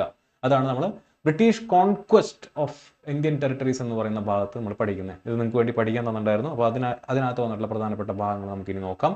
അതിൽ ബ്രിട്ടീഷ് കോൺക്വസ്റ്റ് എന്ന് പറയുമ്പോൾ ഇവിടെ ഉണ്ടായിരുന്ന പ്രധാനപ്പെട്ട ആളുകൾ എന്ന് പറയുന്നത് കർണാട്ടിക്, ഹൈദരാബാദ്, കർണാട്ടിക് തുടങ്ങിയ ഏരിയാസ്, ബംഗാൾ, അവധ്, മൈസൂര്, മറാത്താസ്, പഞ്ചാബ്. ഈ പറയുന്ന 5-6 ടെറിട്ടറീസിനെ എങ്ങനെയാണ് ബ്രിട്ടൻ ക്യാപ്ചർ ചെയ്തതെന്ന് നിങ്ങൾ ചുരുങ്ങിയത് പഠിച്ചു പോകണം. ഇത് മാത്രമല്ല ഒരുപാട് ഏരിയാസ് ഉണ്ട്. അപ്പോൾ അതിൽ ഏറ്റവും ഇമ്പോർട്ടൻ്റ് ആയിട്ടുള്ള, ഏറ്റവും അന്ന് പവർഫുൾ ആയിട്ട് നിന്നിരുന്ന വ്യക്തികളാണ് അല്ലെങ്കിൽ നാട്ടുരാജ്യങ്ങളാണ് ഈ പറയുന്നത്. കർണാട്ടിക്കിന്റെ കൂടെ തന്നെ ഹൈദരാബാദ്, ബംഗാൾ ആൻഡ് അവധ്, മൈസൂര്, മറാത്താസ്, പഞ്ചാബ്. അപ്പൊ ഇത്രയും ടെറിട്ടറീസിനെ എങ്ങനെയാണ് ബ്രിട്ടൻ നേരിട്ടത് അല്ലെങ്കിൽ എങ്ങനെയാണ് ബ്രിട്ടൻ കീഴ്പ്പെടുത്തിയത് എന്നുള്ളതാണ് നമ്മൾ ഇനി നോക്കാനായിട്ട് പോകുന്നത്. നമുക്ക് ആദ്യം ചോദ്യങ്ങൾ നോക്കാം. Who was the last Nizam of Hyderabad? അപ്പൊ ഇത് ഒരു ഹിസ്റ്ററി റിലേറ്റഡ് ആണെന്നുണ്ടെങ്കിൽ കൂടി കുറച്ചുകൂടെ ഇങ്ങോട്ട് റീസെന്റ് പാസ്റ്റിലേക്ക് വന്നിട്ടുള്ള ഒരു സംഭവമാണ്. മിർ ഉസ്മാൻ അലി ഖാൻ, അദ്ദേഹമാണ് ഇന്ത്യക്ക് സ്വാതന്ത്ര്യം കിട്ടുന്ന സമയത്ത് നിസാം ഓഫ് ഹൈദരാബാദ് എന്ന് പറയുന്നത് മിർ ഉസ്മാൻ അലി ഖാൻ. ഫസ്റ്റ് കർണാട്ടിക് വാർ ആരൊക്കെ തമ്മിലുള്ളതായിരുന്നു? ഇംഗ്ലീഷും ഫ്രഞ്ചും തമ്മിലുള്ളതായിരുന്നു. ഓക്കെ, ഇനി കർണാട്ടിക് യുദ്ധങ്ങളെ പറ്റി നമുക്ക് നോക്കാം. 3 യുദ്ധങ്ങളാണ് പ്രധാനമായിട്ടും ഉള്ളത്. നിങ്ങൾ ഇത്രയും കാര്യങ്ങൾ ഒന്ന് ഓർത്തിരിക്കുക പ്രധാനമായിട്ടും. ഒന്നാമത്തെ യുദ്ധം നടന്നത് 1746 കാലഘട്ടത്തിലാണ്. ഇമ്മീഡിയറ്റ് റീസൺ എന്തായിരുന്നു ആ യുദ്ധത്തിന് പെട്ടെന്നുണ്ടായിട്ടുള്ള കാരണം? ഓസ്ട്രിയൻ വാർ ഓഫ് സക്സഷൻ, യൂറോപ്പിൽ നടക്കുന്ന ഓസ്ട്രിയൻ വാർ ഓഫ് സക്സഷന്റെ ഭാഗമായിട്ട് ബ്രിട്ടനും ഫ്രഞ്ചും എന്ത് ചെയ്യുന്നു? 2 ചേരികളിലാവുന്നു. അവരവിടെ യൂറോപ്പിൽ യുദ്ധത്തിൽ ഏർപ്പെടുന്നു. അതിന്റെ ഭാഗമായിട്ട് ഇന്ത്യയിലുള്ള ഫ്രഞ്ച് കോളനീസും ബ്രിട്ടീഷ് കോളനീസും തമ്മിൽ എന്ത് ചെയ്യുന്നു? ഏറ്റുമുട്ടുന്നു. അതിൽ പ്രധാനപ്പെട്ട 2 യുദ്ധങ്ങളാണ് battle of Adyar and battle of Santhome എന്ന് പറയുന്നത്. സെൻതോമിലെ യുദ്ധവും അതുപോലെ തന്നെ അടയാറിലെ യുദ്ധവും എന്ന് പറയുന്നത്. ഇവിടെ ഒപ്പുവെച്ച ട്രീറ്റിയാണ് ട്രീറ്റി ഓഫ് എക്സ്ലേ ഷാപ്പൽ എന്ന് പറയുന്നത്. റിമാർക്കുകളായിട്ട് നിങ്ങൾ ഓർത്തിരിക്കേണ്ടത് എന്താണെന്ന് വെച്ച് കഴിഞ്ഞാൽ ഫ്രഞ്ചും അൻവറുദ്ദീൻ തമ്മിലുള്ള യുദ്ധം. അൻവറുദ്ദീൻ എന്ന് പറയുന്നത് കർണാട്ടിക്കിന്റെ നവാബാണ്, അദ്ദേഹം തമ്മിലുള്ള യുദ്ധം. ആൻഡ് ഇതായിരുന്നു റോബർട്ട് ക്ലൈവ് എന്ന് പറയുന്ന, പിൽക്കാലത്ത് നമുക്കറിയാവുന്നതാണ് റോബർട്ട് ക്ലൈവ് എന്ന് പറയുന്നത് ഇന്ത്യയുടെ ഏറ്റവും ആദ്യത്തെ ഈ പറഞ്ഞ പോലെ ബ്രിട്ടീഷ് ഗവർണർ ആയിട്ട് വരുന്ന വ്യക്തി. അദ്ദേഹത്തിന്റെ ഏറ്റവും ആദ്യത്തെ മിലിറ്ററി എക്സ്പീരിയൻസ്, ഞാൻ നേരത്തെ പറഞ്ഞ റോബർട്ട് ക്ലൈവിന്റെ ഇമ്പോർട്ടൻസ് നിങ്ങൾക്ക് എല്ലാവർക്കും അറിയാവുന്നതാണ്. അപ്പോൾ അദ്ദേഹത്തിന്റെ ഏറ്റവും ആദ്യത്തെ മിലിറ്ററി എക്സ്പീരിയൻസ് ആയിരുന്നു എന്ത്? ഈ പറയുന്ന കർണാട്ടിക് യുദ്ധം എന്ന് പറയുന്നത്. അപ്പോൾ ഇതിന്റെ ബാക്ക്ഗ്രൗണ്ട് സ്റ്റോറിയൊക്കെ നമ്മൾ ക്ലാസ്സിനകത്ത് ഡിസ്കസ് ചെയ്തതാണ്, ഞാനിവിടെ അത് പറയാൻ ഉദ്ദേശിക്കുന്നില്ല. നമ്മൾ ഈ പറഞ്ഞ പോലെ ഫ്രഞ്ചും ഇംഗ്ലീഷും നമ്മൾ ഏറ്റുമുട്ടുകയും മദ്രാസ് ഫ്രഞ്ച് പിടിച്ചെടുക്കുകയും ആ പിടിച്ചെടുത്ത മദ്രാസിനെ അൻവറുദ്ദീന് കൊടുക്കാമെന്ന് ഫ്രഞ്ചുകാർ വാഗ്ദാനം ചെയ്യുകയും അത് കൊടുക്കാതെ ആകുമ്പോൾ അൻവറുദ്ദീൻ ഫ്രഞ്ചുകാർ അറ്റാക്ക് ചെയ്യാൻ പോവുകയും എന്താണ് 10 ഇരട്ടി വലിപ്പമുള്ള ഫ്രഞ്ച് ആർമി എന്ത് ചെയ്യുന്നു? ഫ്രഞ്ച് ആർമി 10 ഇരട്ടി വലിപ്പമുള്ള അൻവറുദ്ദീൻ്റെ ആർമിയെ തോൽപ്പിക്കുന്നു. അങ്ങനെ ആദ്യമായിട്ടൊരു വൈദേശിക ശക്തി നമ്മുടെ ഇവിടെ ഉണ്ടായിരുന്ന ഒരു സ്വദേശിയരെ തോൽപ്പിക്കുന്ന ഒരു യുദ്ധം നമുക്ക് അവിടെ കാണാനായിട്ട് സാധിക്കുന്നുണ്ട്. അതിൽ നിന്നും ഫ്രഞ്ചുകാർക്കും ബ്രിട്ടീഷുകാർക്കും ഒരു കാര്യം മനസ്സിലായി, ഇവന്മാർക്ക് യുദ്ധം ചെയ്യാനുള്ള കഴിവൊന്നും ഇല്ല എന്നുള്ളത്. ഓക്കെ, രണ്ടാമത്തെ കർണാട്ടിക് യുദ്ധം എന്ന് പറയുന്നത് 1748-54 കാലഘട്ടത്തിലാണ് നടക്കുന്നത്. അതിന് പ്രധാനപ്പെട്ട കാരണം എന്ന് പറഞ്ഞു കഴിഞ്ഞാൽ മുസാഫർ യങ് എന്ന് പറയുന്ന വ്യക്തി, ചന്ദ സാഹിബ് എന്ന് പറയുന്ന വ്യക്തി, അതുപോലെ തന്നെ ഫ്രഞ്ച്, ഇവർ 3 പേരും ഒരു ടീമാവുന്നു. അപ്പുറത്തെ നാസിർ ജങ്, ഞാൻ ബ്രാക്കറ്റിൽ GS എന്നും S എന്നും ഇട്ടിട്ടുണ്ട്. GS എന്ന് പറഞ്ഞാൽ ഗ്രാൻഡ് സൺ, കൊച്ചുമകൻ. S എന്ന് പറഞ്ഞാൽ സൺ. അപ്പോൾ ഹൈദരാബാദിൽ ഈ പറഞ്ഞ പോലെ സക്സഷൻ വാർ നടക്കുന്നു, കർണാട്ടിക്കിലെ സക്സഷൻ വാർ നടക്കുന്നു. കർണാട്ടിക് എന്ന് പറഞ്ഞു കഴിഞ്ഞാൽ ഹൈദരാബാദ് എന്ന് പറയുന്ന വലിയ പ്രവിശ്യയുടെ കീഴിലുള്ള ഒരു ചെറിയ ഡിവിഷനാണ് ആക്ച്വലി കർണാട്ടിക് എന്ന് പറയുന്നത്. പക്ഷെ അത്യാവശ്യം റിച്ച് ആയിട്ടുള്ള ഒരു ഡിവിഷനാണ്. അപ്പോൾ ഈ പറയുന്ന കർണാട്ടിക്കിന്റെ നവാബ് മരിച്ചു കഴിഞ്ഞപ്പോൾ കർണാട്ടിക്കിൽ അടുത്തത് ആരാണ് നവാബായിട്ട് വരേണ്ടതെന്നുള്ള കാര്യത്തിനകത്തൊരു സംശയം വരുന്നു. അതിനകത്ത് ഒരു തർക്ക വിഷയം വരുന്നു. അതിനുവേണ്ടി ചന്ദ സാഹിബും മുഹമ്മദ് അലിയും തമ്മിൽ എന്ത് ചെയ്യുന്നു? ഏറ്റുമുട്ടുന്നു. മുസാഫിർ ജങ്ങും അതുപോലെ തന്നെ നമ്മുടെ നാസിർ ജങ്ങും നിസാം ഓഫ് ഹൈദരാബാദിന് വേണ്ടിയിട്ട് എന്ത് ചെയ്യുന്നു? ഫൈറ്റ് ചെയ്യുന്നു. മകനും കൊച്ചുമകനും തമ്മിൽ ഫൈറ്റ് ചെയ്യുന്ന ഒരു സാഹചര്യം ഉണ്ടാകുന്നു. അപ്പൊ ഈ പറയുന്ന കക്ഷികളുടെ കൂടെ ഫ്രഞ്ചും ബ്രിട്ടനും കൂടെ ചേർന്നുകൊണ്ട് അവരെന്ത് ചെയ്യുന്നു? ഈ അവസരം മുതലാക്കാനായിട്ട് നോക്കുന്നു. അവർ തമ്മിൽ യുദ്ധത്തിൽ ഏർപ്പെടുന്നു. ബാറ്റിൽ ഓഫ് അമ്പൂർ പ്രധാനപ്പെട്ട ഒരു യുദ്ധമാണ്. ട്രീറ്റി ഓഫ് പോണ്ടിച്ചേരി ഒപ്പുവെക്കുന്നു. മുസാഫിർ ജങ്ങും നാസിർ ജങ്ങും അവിടെ കൊല്ലപ്പെടുന്നു. ജലാബത്ത് യങ് എന്ന് പറയുന്ന ആളെ പിടിച്ച് നിസാമാക്കുന്നു. ജലാബത്ത് യങ് എന്ന് പറയുന്നത് ഈ പറഞ്ഞ ഒരു ബ്രിട്ടീഷ് പപ്പറ്റ് ആയിരുന്നു. അദ്ദേഹത്തിനെ പിടിച്ച് എന്താക്കി മാറ്റുന്നു? നിസാമാക്കി മാറ്റുന്നു. ഡുപ്ലേനെ എന്ത് ചെയ്യുന്നു? തിരിച്ചു വിളിക്കുന്നു. ഈ സമയത്ത് ഡുപ്ലേനെ തിരിച്ചു വിളിക്കുന്നതിനകത്താണ് ഞാൻ പറഞ്ഞത് റോബർട്ട് ക്ലൈവിന്റെ ബുദ്ധി എല്ലാം ഉണ്ടായിരുന്നു. തിരിച്ച് ഡുപ്ലെ പോയതിനു ശേഷം പിന്നെ വരുന്ന വ്യക്തിയാണ് നമ്മുടെ അടുത്ത റിമാർക്കിനകത്ത് കാണാൻ പറ്റുന്ന ഈ ലാലി എന്ന് പറയുന്ന വ്യക്തി. പക്ഷെ ലാലി അത്ര കണ്ട ഒരു കഴിവുള്ള ഒരു വ്യക്തിയായിരുന്നില്ല. അതുകൊണ്ട് തന്നെ ഇന്നത്തെ യുദ്ധങ്ങളിലൊക്കെ ആര് തോൽക്കുകയാണ്? ഫ്രഞ്ച് തോൽക്കുന്നതാണ് നമുക്ക് കാണാനായിട്ട് സാധിക്കുന്നത്. 1758-63 കാലഘട്ടത്തിലാണ് അടുത്ത യുദ്ധം നടക്കുന്നത്. പക്ഷെ ഇതിനിടയിൽ പ്രധാനപ്പെട്ട ഒരു യുദ്ധം വന്നു. ഏതാണ്? പ്ലാസി യുദ്ധം. പ്ലാസി യുദ്ധത്തിൽ അങ്ങേയറ്റത്തെ റിച്ച് പ്രൊവിൻസ് ആയിട്ടുള്ള ബംഗാൾ ആരുടെ കയ്യിലേക്ക് വരികയാണ്? ബ്രിട്ടന്റെ കയ്യിലേക്ക് വരികയാണ്. അപ്പൊ പിന്നെ ഫ്രഞ്ച് എന്ത് തന്നെ ഇവിടെ തന്ത്രങ്ങൾ കാണിച്ചിട്ടും കാര്യമില്ല. കാരണം അത്രയും പൈസയാണ് അവർ എവിടെ നിന്ന് ബ്രിട്ടീഷുകാർക്ക് കിട്ടുന്നത്? ബംഗാളിൽ നിന്ന് കിട്ടുന്നത്. 7 വർഷത്തെ വാർ എവിടെ നടക്കുന്നു? യൂറോപ്പിൽ നടക്കുന്നു. അതിന്റെ ഭാഗമായിട്ട് ഇവിടെ ഇവന്മാർ തമ്മിൽ തല്ലാൻ തീരുമാനിക്കുന്നു. വണ്ടവർഷി യുദ്ധമാണ് ഇതിലെ ഏറ്റവും പ്രധാനപ്പെട്ട ബാറ്റിൽ എന്ന് പറയുന്നത്. പാരീസ് ട്രീറ്റി ഒപ്പുവെക്കുന്നു. ആ സമയത്ത് ഏറ്റുമുട്ടിയിട്ടുള്ള വ്യക്തികളാണ് ഐറി കൂട്ടും അതുപോലെ തന്നെ കോംടെ ലാലി എന്ന് പറയുന്നത്. ഈ ഐറി കൂട്ടിനെ പറ്റിയിട്ടും കോംടെ ലാലിനെ പറ്റിയിട്ടും ചോദ്യം വന്നിട്ടുണ്ട്. അപ്പൊ ഈ ടേബിൾ കൃത്യമായിട്ട് പഠിച്ചു പോവുക. ഓക്കെ, ഇതാണ് കർണാട്ടിക്കിലും അതുപോലെ തന്നെ ഹൈദരാബാദിലും എങ്ങനെയാണ് ബ്രിട്ടൻ അവരുടെ അധികാരം സ്ഥാപിച്ചത് എന്ന് പറയുന്നതിന്റെ ടേബിൾ. 3 യുദ്ധങ്ങൾ, 3 കർണാട്ടിക് യുദ്ധങ്ങൾ, അതിൽ ഇമ്മീഡിയറ്റ് ആയിട്ടുള്ള കാരണങ്ങൾ, പ്രധാനപ്പെട്ട ബാറ്റിലുകൾ, പ്രധാനപ്പെട്ട സന്ധികൾ, അതിൽ പങ്കെടുത്തിട്ടുള്ള പ്രധാനപ്പെട്ട വ്യക്തികളുടെ പേര്, ഇത്രയെങ്കിലും നിങ്ങൾ അറിഞ്ഞിരിക്കണം. ഓക്കെ, ഇതിന്റെ ബാക്ക്ഗ്രൗണ്ട് സ്റ്റോറി ഓർത്തിരിക്കാൻ പറ്റുന്നവർ നമ്മുടെ ക്ലാസ് കണ്ട് അതുകൂടെ ഒന്ന് മനസ്സിലാക്കി വെച്ചാൽ നന്നായിരിക്കും. കാരണം ഇപ്പോഴത്തെ ഒരു സാഹചര്യത്തിൽ കോമ്പറ്റീഷൻ കൂടി വരുമ്പോൾ മിക്കവാറും കുട്ടികൾ ഇതെങ്കിലും പഠിച്ചിട്ട് പോകും. അപ്പോൾ അവരെന്ത് ചെയ്യും? ചോദ്യം ഒരു പടി കൂടെ മുകളിലേക്ക് ആക്കും. അപ്പോൾ അത്തരത്തിലുള്ള ചോദ്യങ്ങൾ ആൻസർ ചെയ്യണമെന്നുണ്ടെങ്കിൽ നിങ്ങൾ കുറച്ചുകൂടെ ഡെപ്തിലേക്ക് ഇറങ്ങി നിന്ന് പഠിക്കേണ്ട ആവശ്യം ഉണ്ട്. ഓക്കെ, അടുത്തത് ബംഗാളിനെ പറ്റിയിട്ടുള്ള ചോദ്യമാണ്. ആരാണ് ബംഗാളിൻ എന്ന് പറയുന്ന ഇൻഡിപെൻഡന്റ് സ്റ്റേറ്റ് ഫൗണ്ട് ചെയ്തത്? മുർഷിദ് ഖുലി ഖാൻ എന്ന് പറയുന്ന വ്യക്തിയാണ് ഇൻഡിപെൻഡന്റ് സ്റ്റേറ്റ് ഫൗണ്ട് ചെയ്തത്. അപ്പോൾ എന്താണ് ഇൻഡിപെൻഡന്റ് സ്റ്റേറ്റ് നമ്മൾ ഉദ്ദേശിക്കുന്നത്? ബംഗാളൊക്കെ ആരുടെ കയ്യിലായിരുന്നു? മുഗൾസിന്റെ കയ്യിലായിരുന്നു. 1707 ഔറംഗസേബിന്റെ മരണശേഷം ബംഗാള്, അവധ്, പഞ്ചാബ്, അതുപോലെ തന്നെ നമ്മുടെ ഈ ഡെക്കാൻ ഏരിയ, താഴത്തേക്കുള്ള ഹൈദരാബാദ് ഏരിയ, ഇവരൊക്കെ എന്ത് ചെയ്യാണ്? ഇൻഡിപെൻഡൻസ് ഡിക്ലെയർ ചെയ്യുകയാണ്. മുഗൾ ചക്രവർത്തിക്ക് പിന്നെ അതിന് മുകളിൽ ഈ പറയുന്ന സ്ഥലങ്ങളുടെ മുകളിലേക്കൊന്നും പിന്നീട് വന്ന മുഗൾ ചക്രവർത്തിമാർക്ക് എന്ത് ചെയ്യാൻ പറ്റിയിട്ടില്ല? ഒരു അധികാരം അങ്ങ് സ്ഥാപിച്ചെടുക്കാനായിട്ട് പറ്റിയിട്ടില്ല. ഓക്കെ, അപ്പോൾ ആരാണ് independent state of Bengal found ചെയ്തതെന്ന് വെച്ചാൽ മുർഷിദ് ഖുലി ഖാൻ. അപ്പോൾ ഇവിടെ നമ്മൾ അവധിനെയും ബംഗാളിനെയും പറ്റിയിട്ടാണ് പ്രധാനമായിട്ട് നോക്കുന്നത്. അവധ് എന്ന് പറയുന്ന സ്റ്റേറ്റ്, ഇൻഡിപെൻഡന്റ് സ്റ്റേറ്റ് ഫൗണ്ട് ചെയ്തത് സാദത്ത് ഖാൻ എന്ന് പറയുന്ന വ്യക്തിയാണ്. ഞാൻ നേരത്തെ പറഞ്ഞ പോലെ 1707 ഔറംഗസേബിന്റെ മരണശേഷം പിന്നീട് അങ്ങോട്ടുള്ള കാലം ഫറൂഖ് സിയറിന്റെ ഒക്കെ ആ ഒരു കാലഘട്ടത്തിലാണ് ഇവർ പലപ്പോഴും എന്ത് ചെയ്യുന്നത്? ഇൻഡിപെൻഡൻസ് ഡിക്ലെയർ ചെയ്യുന്നത്. അതിന്റെ ക്യാപിറ്റൽ ഫൈസാബാദ് ആണ്. ഫൈസാബാദ് എന്ന് പറഞ്ഞാൽ ഇന്നത്തെ ഏതാണ്ട് അയോധ്യയോട് ചേർന്ന് കിടക്കുന്ന ഒരു സ്ഥലമാണ്.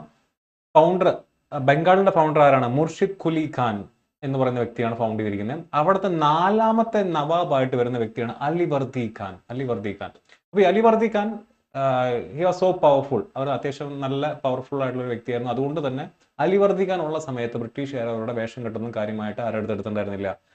നമ്മുടെ ബംഗാളിന്റെ എടുത്തിട്ടുണ്ടായിരുന്നില്ല. ആൻഡ് അലിവർദി ഖാൻ കുറച്ച് പ്രശ്നം ഉണ്ടായിരുന്നു. കാരണം എന്താ? അലിവർദി ഖാൻ ഉള്ള സമയത്താണ് ഈ മറാത്താസിന്റെ ലൂട്ടിങ് നടക്കുന്നത്. താഴെ നിന്ന് മറാത്താസ് വരുന്നു, ബംഗാള് അവധൊക്കെ എന്ത് ചെയ്യുന്നു? ലൂട്ട് ചെയ്യുന്നു. അവരുടെ ടാക്സേഷൻ ഒക്കെ ഞാൻ ക്ലാസ്സിനകത്ത് ഡിസ്കസ് ചെയ്തതാണ് അല്ലേ. അപ്പോൾ അതൊക്കെ നടക്കുന്ന ആ സമയത്താണ്. ഈ അലിവർദി ഖാന്റെ സമയത്താണ് അഫ്ഗാനികൾ റിബൽ ചെയ്യുന്നത്. നമുക്കറിയാവുന്നതാണ്, അഫ്ഗാൻസ് കുറച്ച് കാലമായിട്ട് എന്ത് ചെയ്യുന്നുണ്ട്, ഈ പറഞ്ഞ പോലെ അഫ്ഗാൻ ട്രൈബ്സ് അല്ലെങ്കിൽ അഫ്ഗാൻ ലീനേജ് അവകാശപ്പെടുന്ന ആളുകൾ മുഗൾസിന്റെ സമയത്തും അതിന് മുന്നേ ഡൽഹി സുൽത്താൻസിന്റെ സമയത്തും ഒക്കെ എന്തുണ്ട്, ഇന്ത്യയിൽ അങ്ങോളം ഇങ്ങോളം സെറ്റിൽഡ് ആണ്. അപ്പം ഈ പറയുന്ന പോലെ എന്ത് ചെയ്യാണ്, ഈ പറയുന്ന അലിവർദി ഖാന്റെ സമയത്ത് അഫ്ഗാൻസ് ബംഗാളിൽ ഒരു അട്ടിമറി നടത്തി അവിടെ ഒരു ഭരണം എസ്റ്റാബ്ലിഷ് ചെയ്യാനൊക്കെ ശ്രമിക്കുന്നുണ്ട്. അതൊക്കെ നടക്കുന്നത് അലിവർദി ഖാന്റെ സമയത്താണ്. അപ്പൊ അദ്ദേഹം ഇതെല്ലാം തടഞ്ഞ് ഇതിനെല്ലാം വെച്ചുകൊണ്ട് അത്യാവശ്യം നല്ല രീതിയിൽ ബംഗാളിനെ മുന്നോട്ട് നയിച്ചിട്ടുള്ള ഒരു റൂളറായിരുന്നു. അദ്ദേഹത്തിന്റെ മരണമാണ് പിന്നീട് എന്ത് ചെയ്യുന്നത്, ബംഗാൾ പിടിച്ചെടുക്കാനായിട്ട് ബ്രിട്ടീഷുകാരെ ഹെൽപ്പ് ചെയ്യുന്നത്. അദ്ദേഹത്തിന്റെ മരണശേഷം വരുന്ന സിറാജ് ഉദ്ദൗള എന്ന് പറയുന്ന 19 വയസ്സുകാരന്റെ കയ്യിലേക്കാണ് അധികാരം വരുന്നത്. ഈവൻ ദോ അദ്ദേഹം എഫിഷ്യന്റ് ആയിരുന്നു എന്നുണ്ടെങ്കിലും അദ്ദേഹത്തിന് ആരാണ് ശത്രുക്കൾ ആരാണ് മിത്രങ്ങൾ എന്ന് തിരിച്ചറിയാനുള്ള ഒരു കഴിവ് ഉണ്ടായിരുന്നില്ല. ബ്ലാക്ക് ഹോൾ ട്രാജഡി തുടങ്ങിയ ഇവന്റുകളൊക്കെ നടക്കുന്നത് സിറാജ് ഉദ്ദൗളയുടെ സമയത്താണ്. സാദത്ത് ഖാന്റെ മരണശേഷം സംഭവിക്കുന്നത് എന്താണ്, സഫ്ദാർ യങ് എന്ന് പറയുന്ന റൂളർ ഭരിക്കുന്നത്. അതിനുശേഷമാണ് ഷുജാ ഉദ്ദൗള. ഷുജാ ഉദ്ദൗള നിങ്ങൾക്ക് അറിയാവുന്നതാണ്, ബക്സർ യുദ്ധത്തിലെ പ്രധാനപ്പെട്ട പങ്ക് വഹിച്ചിട്ടുള്ള വ്യക്തിയാണ് ഷുജാ ഉദ്ദൗള. അപ്പോൾ അതാണ് അവധിനെ പറ്റിയിട്ട് നിങ്ങൾ ഓർത്തിരിക്കേണ്ട കാര്യങ്ങൾ. ഇതൊക്കെ ചോദ്യമായിട്ട് വരാൻ സാധ്യതയുണ്ട്. ഞാൻ ഒരു എക്സ്ട്രാ എഡ്ജിന് വേണ്ടി നിങ്ങൾക്ക് പറഞ്ഞു തരുന്ന കാര്യങ്ങളാണ്. ഓക്കെ, പിന്നെ 2 യുദ്ധങ്ങളാണ് നിങ്ങൾ ഇവിടെ പ്രധാനമായിട്ടും പഠിക്കേണ്ടത്. പ്ലാസി യുദ്ധം 23 ജൂൺ 1757 മിർജാഫർ എന്ന് പറയുന്ന ഒറ്റുകാരൻ എന്ത് ചെയ്യുന്നു, നമ്മുടെ നവാബായിട്ടുള്ള സിറാജ് ഉദ്ദൗളയെ എന്ത് ചെയ്യുന്നു, തോൽപ്പിക്കുന്നു. ആൻഡ് ഈസ്റ്റ് ഇന്ത്യ കമ്പനി എന്ത് ചെയ്യുന്നു, ബംഗാൾ പിടിച്ചെടുക്കുന്നു. ഈസ്റ്റ് ഇന്ത്യ കമ്പനിയുടെ കീഴിൽ ബംഗാളിന്റെ നവാബ് ദിവാനി റൈറ്റ്സ് ആർക്ക് കിട്ടുന്നു, മിർജാഫറിന് കിട്ടുന്നു. 1758 Mir Jafar east India company Dutch east India കമ്പനിയായിട്ട് എന്ത് ചെയ്യുന്നു, ഒരു ഡീലിൽ ഏർപ്പെടുന്നു. കാരണം മിർജാഫർ സിറാജ് ഉദ്ദൗളയെ തോൽപ്പിച്ചു, അല്ലെങ്കിൽ സിറാജ് ഉദ്ദൗളയെ ചതിച്ച് ബ്രിട്ടീഷുകാരുടെ കയ്യിൽ നിന്നും ബംഗാളിന്റെ നവാബാവാനുള്ള അധികാരം വാങ്ങിച്ചു എന്നുണ്ടെങ്കിലും നേരെ ചൊവ്വെ ഭരിക്കാനായിട്ട് ആർക്ക് പറ്റുന്നില്ല, മിർജാഫറിന് പറ്റുന്നില്ല. മിർജാഫർ അദ്ദേഹത്തിന്റെ അസ്ഥിരം സ്വഭാവം വെച്ചുകൊണ്ട് ഈസ്റ്റ് ഇന്ത്യ കമ്പനിയെ ചതിച്ചുകൊണ്ട്, ഈ ബ്രിട്ടീഷ് ഈസ്റ്റ് ഇന്ത്യ കമ്പനിയെ ചതിച്ചുകൊണ്ട് ഡച്ച് ഈസ്റ്റ് ഇന്ത്യ കമ്പനിയായിട്ട് ഒരു സന്ധിയിൽ ഏർപ്പെടാനായിട്ട് തീരുമാനിക്കുന്നു. ഇത് അറിയുന്നു ആര്, ബ്രിട്ടീഷുകാർ ഡച്ചിനെയും മിർജാഫറിനെയും ഒരുമിച്ച് തുരത്തുന്നു. ഏത് യുദ്ധത്തിൽ, ബേദാര യുദ്ധത്തിൽ 1759. 1760 മിർജാഫറിന്റെ മരുമകനായിട്ടുള്ള മിർ കാസിമിനെ പിടിച്ച് അധികാരത്തിലിരുത്തുന്നു, നവാബാക്കിയിരുത്തുന്നു.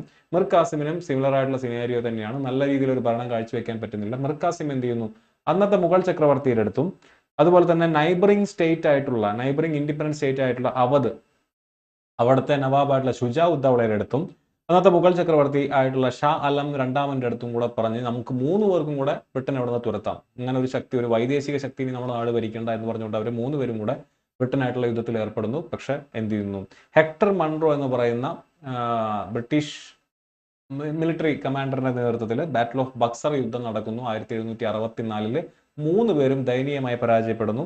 1765 അലഹാബാദ് സന്ധിയൊക്കെ നിങ്ങൾ കേട്ടിട്ടുണ്ടായിരിക്കും, പഠിച്ചിട്ടുണ്ടായിരിക്കും. വീണ്ടും മിർജാഫറിനെ എന്താക്കി മാറ്റുന്നു, നവാബാക്കി മാറ്റുന്നു. ഇനി അടങ്ങി ഒതുങ്ങി അവിടെ ഇരുന്ന് ഭരിച്ചോളണം എന്ന് പറയുന്നു. ഇതായിരുന്നു ഇന്ത്യയിൽ ബ്രിട്ടീഷുകാരുടെ ഏറ്റവും ആദ്യത്തെ ഒരു കോൺക്വസ്റ്റ് എന്ന് പറയുന്നത്. കർണാട്ടിക് യുദ്ധം നമ്മൾ പഠിച്ചു എന്നുണ്ടെങ്കിൽ ബംഗാൾ പിടിച്ചെടുത്ത ഈ പ്ലാസി യുദ്ധവും ബക്സർ യുദ്ധം, ഇത് രണ്ടുമാണ് ബ്രിട്ടീഷുകാർ ഇന്ത്യയിൽ അവരുടെ ഈ പറയുന്ന അധികാരം കൈയാളുന്നതിന് ഏറ്റവും ആദ്യത്തെ ഫസ്റ്റ് സ്റ്റെപ്പായിട്ട് അവർ നമുക്ക് എടുക്കാൻ പറ്റുന്നത് ഈ 2 യുദ്ധങ്ങളാണ്. ഓക്കെ, അപ്പോൾ ബംഗാളും അവധും കർണാട്ടിക്കും എന്താണെന്നുള്ളത് നിങ്ങൾക്ക് മനസ്സിലായി.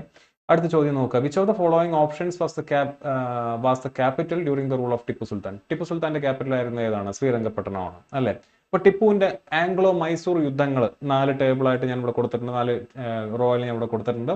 ഒന്നാമത്തെ യുദ്ധം എന്ന് പറയുന്നത് ഹൈദരാലിയും നിസാമും. ഹൈദരാലി എന്ന് പറയുന്നത് ടിപ്പു സുൽത്താന്റെ അച്ഛൻ, നിസാം ഓഫ് ഹൈദരാബാദ്, അവർ തമ്മിലുള്ള യുദ്ധമാണ് ഒന്നാമത്തെ ആംഗ്ലോ മൈസൂർ വാറിന് കാരണമായത്. 1767-69 കാലഘട്ടം. അതിൽ പ്രധാനപ്പെട്ട സന്ധി എന്ന് പറയുന്നത് മദ്രാസ് സന്ധിയാണ്. സ്റ്റാറ്റസ് കോ എന്ന് പറഞ്ഞാൽ ഇതിന് മുന്നേ എങ്ങനെയാണോ ഉണ്ടായിരുന്നത് അതുപോലെ തന്നെ എത്തിപ്പെടാൻ, അല്ലെങ്കിൽ അതുപോലെ തന്നെ അതിർത്തികൾ എന്തെങ്കിലും പിടിച്ചെടുത്തിട്ടുണ്ടെങ്കിൽ അതെല്ലാം വിട്ടുകൊടുത്തുകൊണ്ട് മുന്നേ ഉണ്ടായിരുന്ന അതേ നിലയിൽ തുടർന്നുകൊണ്ട് പോകാനായിട്ട് തീരുമാനിക്കുന്നു. 80-84 എന്ത് ചെയ്യുന്നു, അമേരിക്കൻ വാർ നടക്കുകയാണ്. അതുകൊണ്ട് അവിടെ അമേരിക്കൻ വാറിൽ നമുക്കറിയാവുന്നതാണ് ബ്രിട്ടീഷും ഫ്രഞ്ചും തമ്മിൽ അവിടെ ഓപ്പോസിറ്റ് ചേരികളിൽ വരുന്നു. ഫ്രഞ്ച് അലയാണ് മൈസൂർ. അതുകൊണ്ട് തന്നെ ഇവിടെ എന്ത് ചെയ്യുന്നു, ആ ഒരു ഐക്യദാർഢ്യം പ്രഖ്യാപിച്ചുകൊണ്ട് മാഹി പിടിച്ചെടുക്കുന്നു. മാഹി ആര് പിടിച്ചെടുക്കുന്നു? ബ്രിട്ടീഷുകാർ പിടിച്ചെടുക്കുന്നു. മാഹി എന്ന് പറയുന്നത് ഫ്രഞ്ച് ടെറിട്ടറിയാണ്. മാഹി എന്ന് പറയുന്നത് നമുക്കറിയാവുന്നതാണ് മൈസൂരിനോട് അടുത്ത് കിടക്കുന്ന ഒരു സ്ഥലമാണ്. എയ്ഡിന് വേണ്ടി ആര് വരുന്നു? ടിപ്പു വരുന്നു.